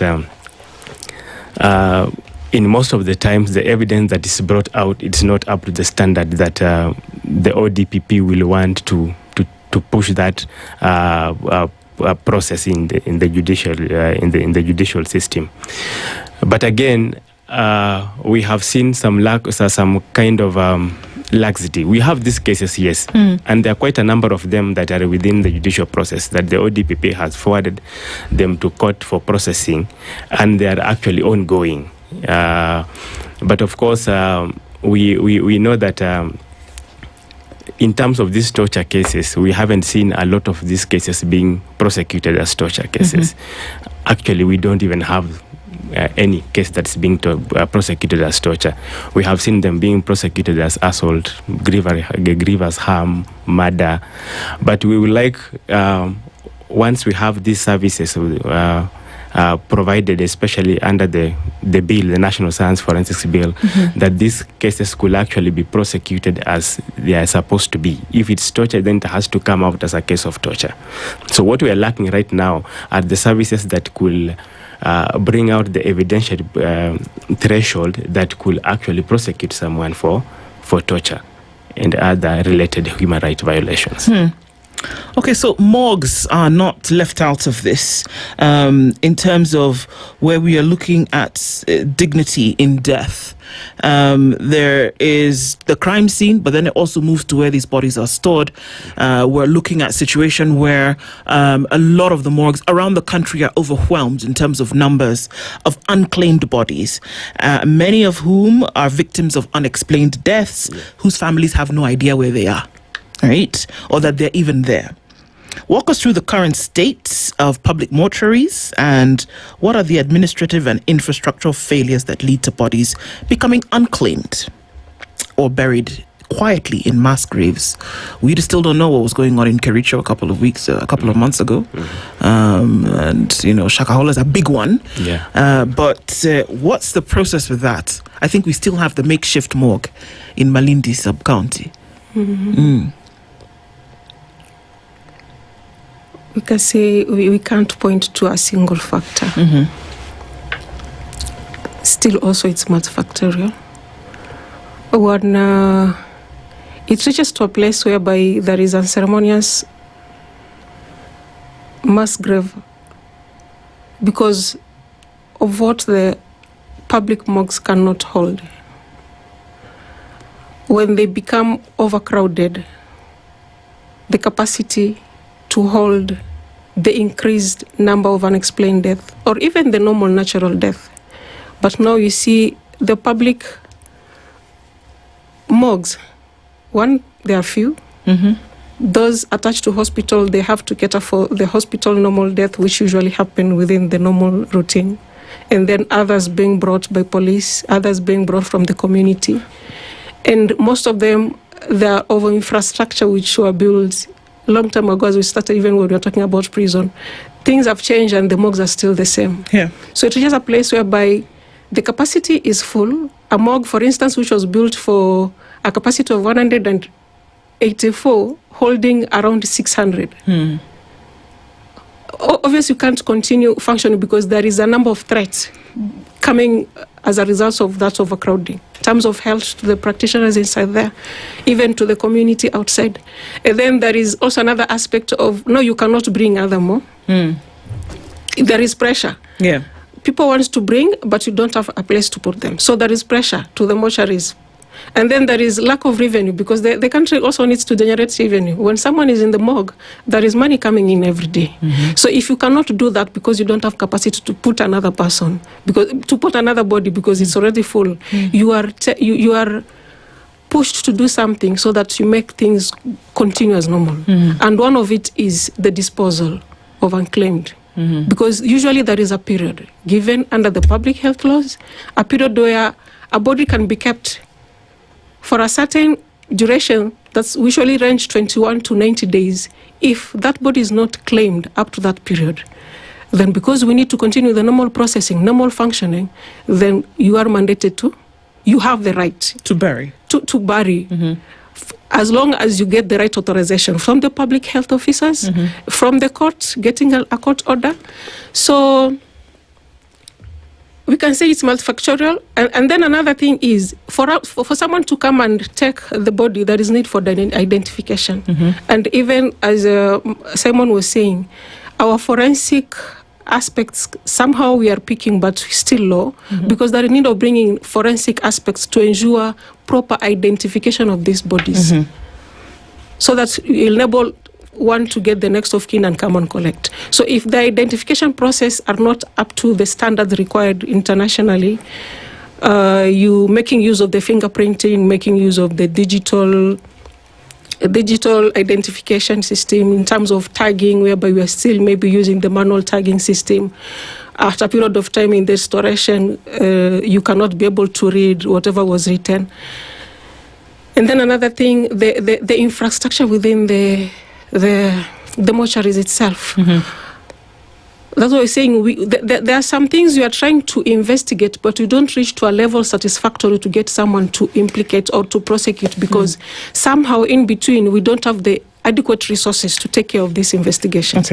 So even in the mortuaries, adequate resources, refrigeration, whereby you find many public morgues, especially within the counties, they don't have a proper refrigeration system. They rely on embalming. You embalm, you also interfere with identifying that body.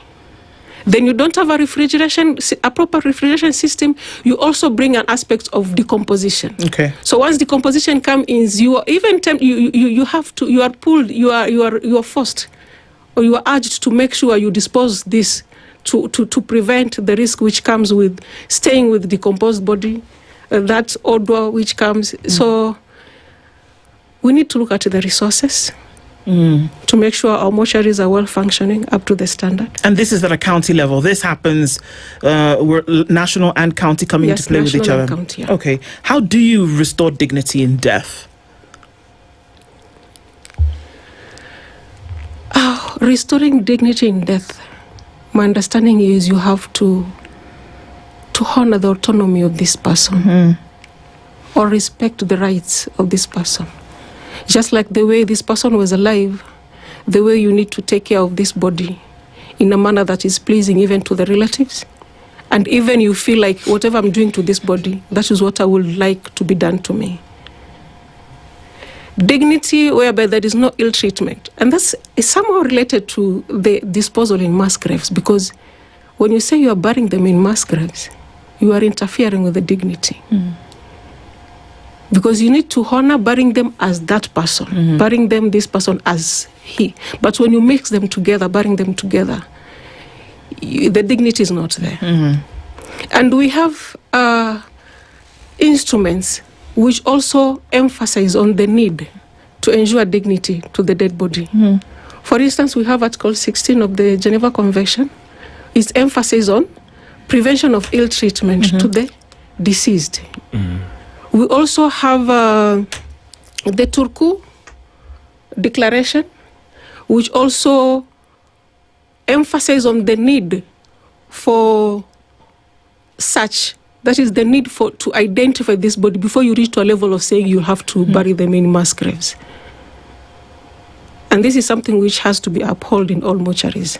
And that is why there is that stipulation of a period of holding, and then we bring in the standard operating procedure before you go into the process of mass grave, to avoid mass graves which don't have dignity. Because if they're not claimed, and it reaches a point where you have the right now to bury them because they're not claimed, then it also should be done in a way that it is dignified. In a way that in case some years to come, someone will come up and say, we need to exhume, maybe we have somehow find something like will match the person who was buried. There is a process you can do that. But when you bury them together, it's very impossible. Right. So there are standard operating procedure which need to be followed for these mass graves. Yeah. And just before we go, Simon, is there a traceability factor here that is being sought after, that you should be able to then be able to say, well, it was such and such a person who delivered at this process, this person delivered at this process, this person was one who was responsible for tagging?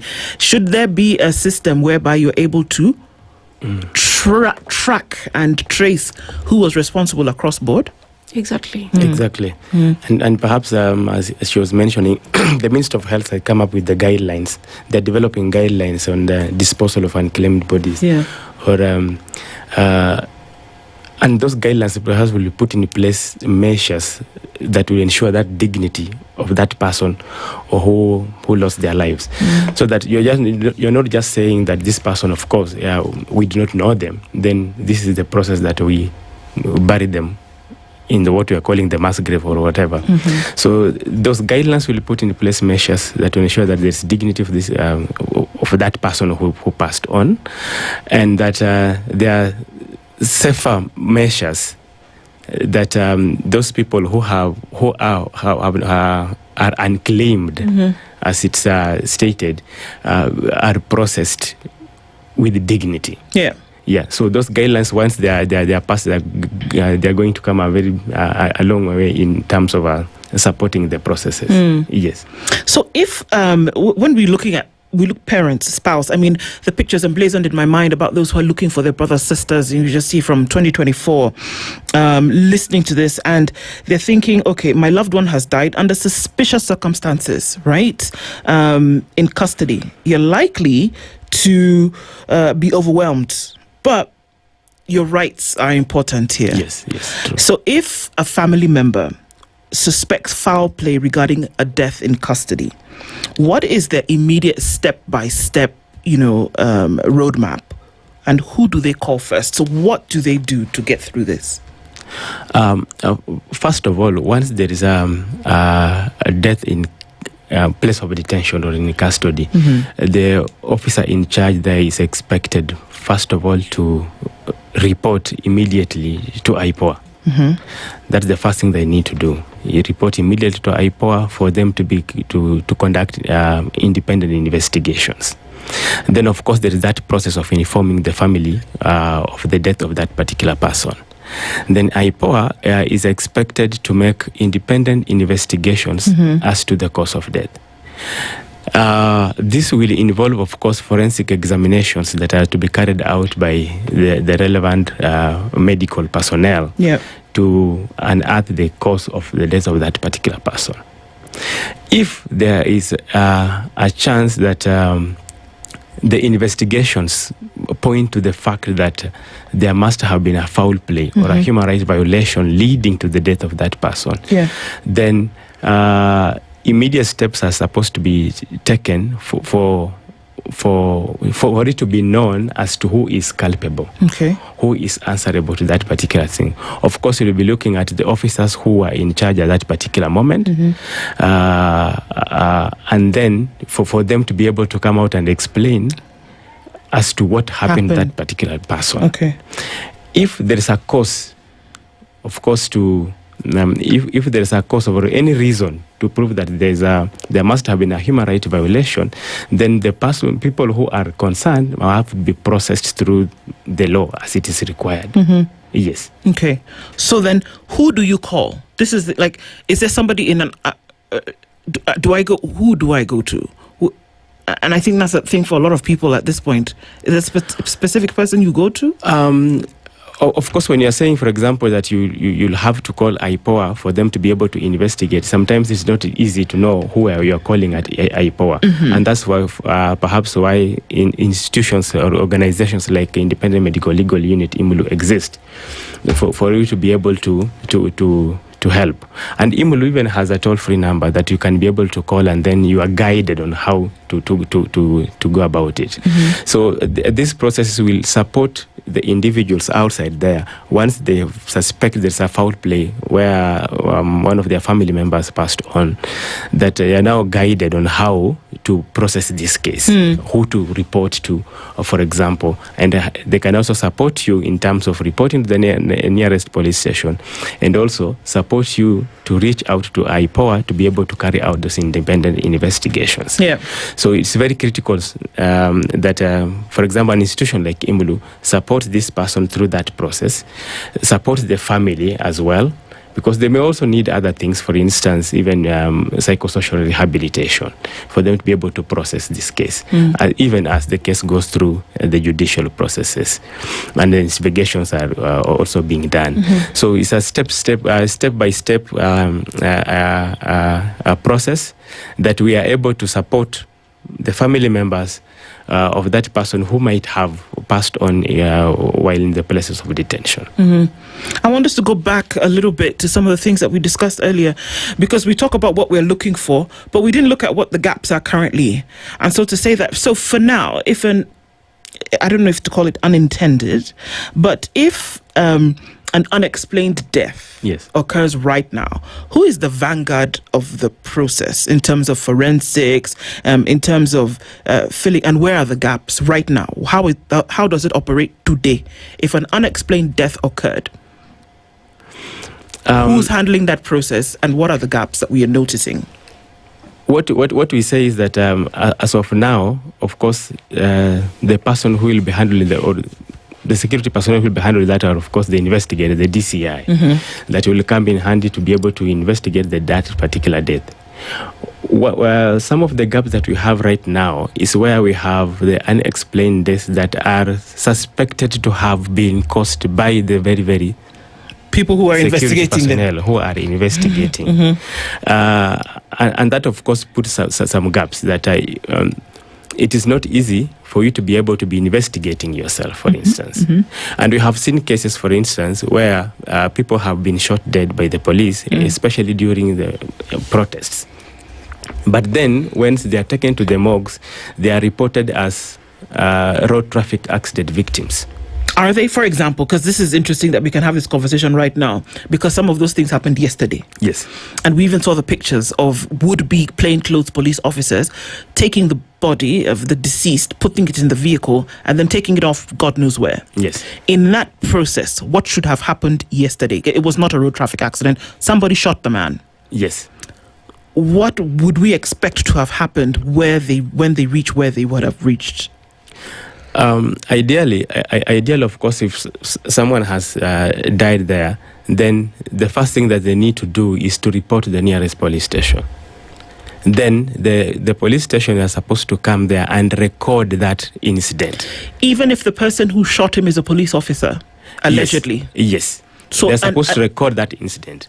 And then once they have recorded that incident, and of course they need to take that person to the morgue. But then there must be an incident that has been reported in the police station. What is happening, especially during protests in the country, is that these people are shot dead, then they are lumped up into a particular waiting police vehicle, then they are rushed to the nearest morgue. But what is reported at the morgue is something very different. Something very different. They will record the unknown person died of a road traffic accident, and that is it. So it's a lie. It becomes a lie. And then the other gap that we have had is in terms of, of course, there must be a post-mortem report that is to be conducted on that particular person. The post-mortem is done by a government pathologist. So what needs to come out is the exact cause of death as recorded by the government pathologist. And of course, Fatuma will tell you that we have had incidences here where the reports that come out do not point to the actual cause of death of this particular person. Okay, I want to know, Fatuma. What would bring on a case whereby the cause of death, in this case, somebody's got a bullet in his head, would be different from what is clearly evident? Okay, before I go into that, I don't know what I'm about to explain will somehow respond to that. In 2024 December, the city mortuary had given a public notice that they will be burying the unclaimed bodies because they had about 600, and those who were qualified for disposal at that moment were around 208, because now you base on that period of holding the 21 to 90 days. So among the 600, they were in a process of disposing around 208. So when they gave public notice, somehow through identification, and some of them were able to be retrieved, the relatives came and took the bodies. So now they had around 109 bodies which are now unclaimed, which needed to be disposed. And you know, that was a period whereby there are concerns because a number of things had happened. The protest within 2024, the fire incidents within 2024, the reported disappearance within 2024. I know it comes where there are large number of bodies which need to be disposed within a city mortuary, which is the central of Nairobi. Is so big, but my understanding, sometimes they even receive bodies from out of Nairobi. So the human rights concern, so it reaches a point whereby they need to follow the stipulated standard, international standard. Even if you're not there yet, we are in the process of establishing that coroner service, but still there are international instruments which regulates. So it will say that they need to be investigated to know the cause and manner before they are disposed, and the standard operating procedure to be followed, such that in case next time there is need for exhumation, someone who may be claimed their kin was buried as an unclaimed, and now they have evidence, somehow they can claim that is their body. There is a procedure they can do that because the standard operating procedure were well followed. What if somebody is buried already? Somebody has been buried and somebody comes to claim after the fact. What happens there? Or what should happen? If the procedure were followed, the tagging, the marking of the graveyard, the tagging of the bodies, the preservation of DNA sampling, it can be done. So coming to whatever Simon was saying, you get an instance where the body was recorded as accident, and yet it was a gunshot.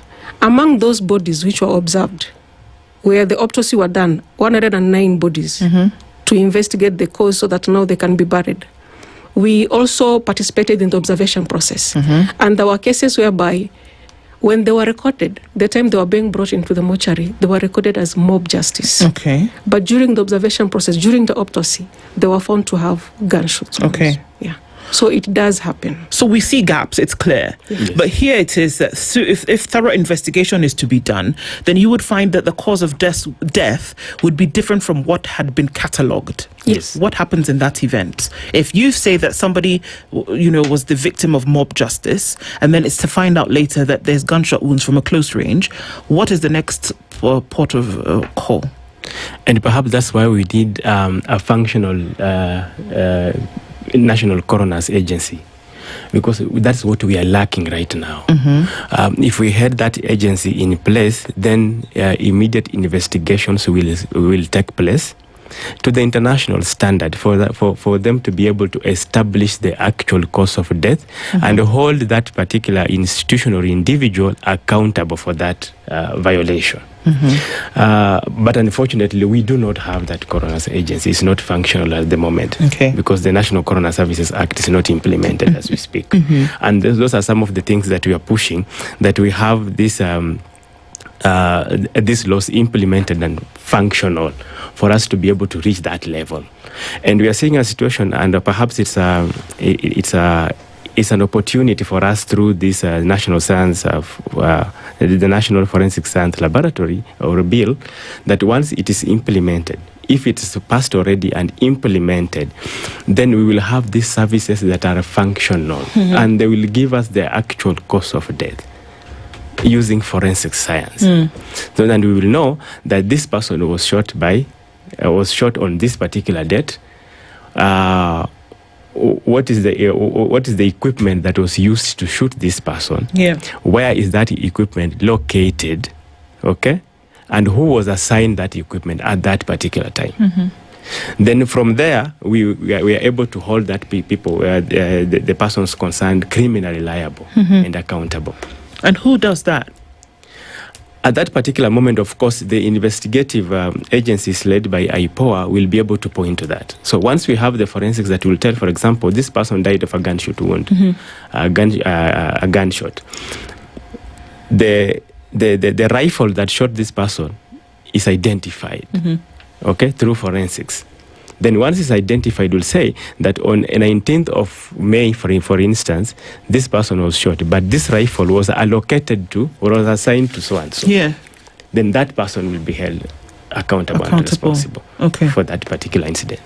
With all of these things that we talk about, one thing that's very clear that's necessary is goodwill. Yes. And it's political goodwill.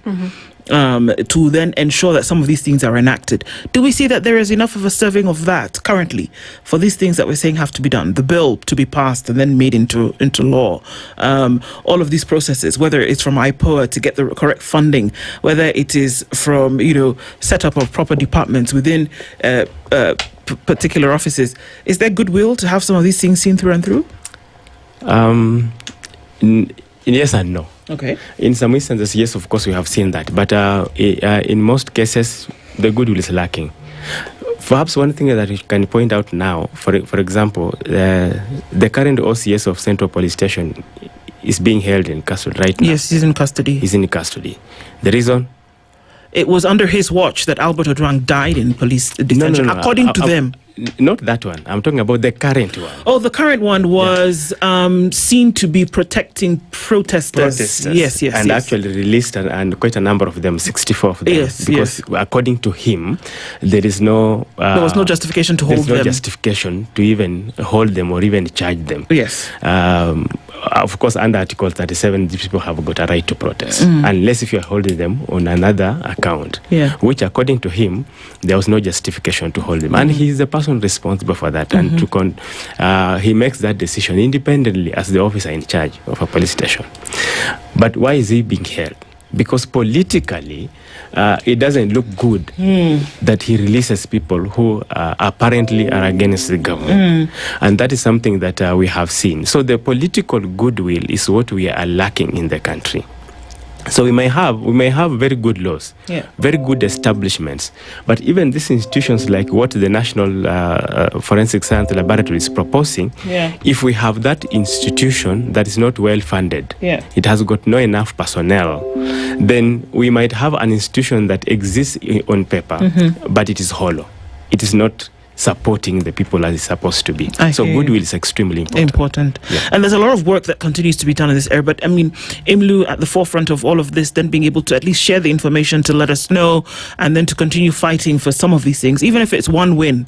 It's one win, and that's great. We want to thank both of you for joining us in the studio today to go over some of these things. Simon Malenya is the technical lead advocacy and treaty bodies with IMLU, and Fatuma Kuyeya is the technical lead medical rehabilitation. IMLU, thank you both for being in the Situation Room this morning to guide this conversation on those things. Asante sana. Asante sana. Thank you very much. Our conversations continue. It's another day where we're waiting to see what's going to happen. What you do, where you do it, please stay safe. Good morning at 10 a.m. The latest news from around the world. 94.4 Spice FM.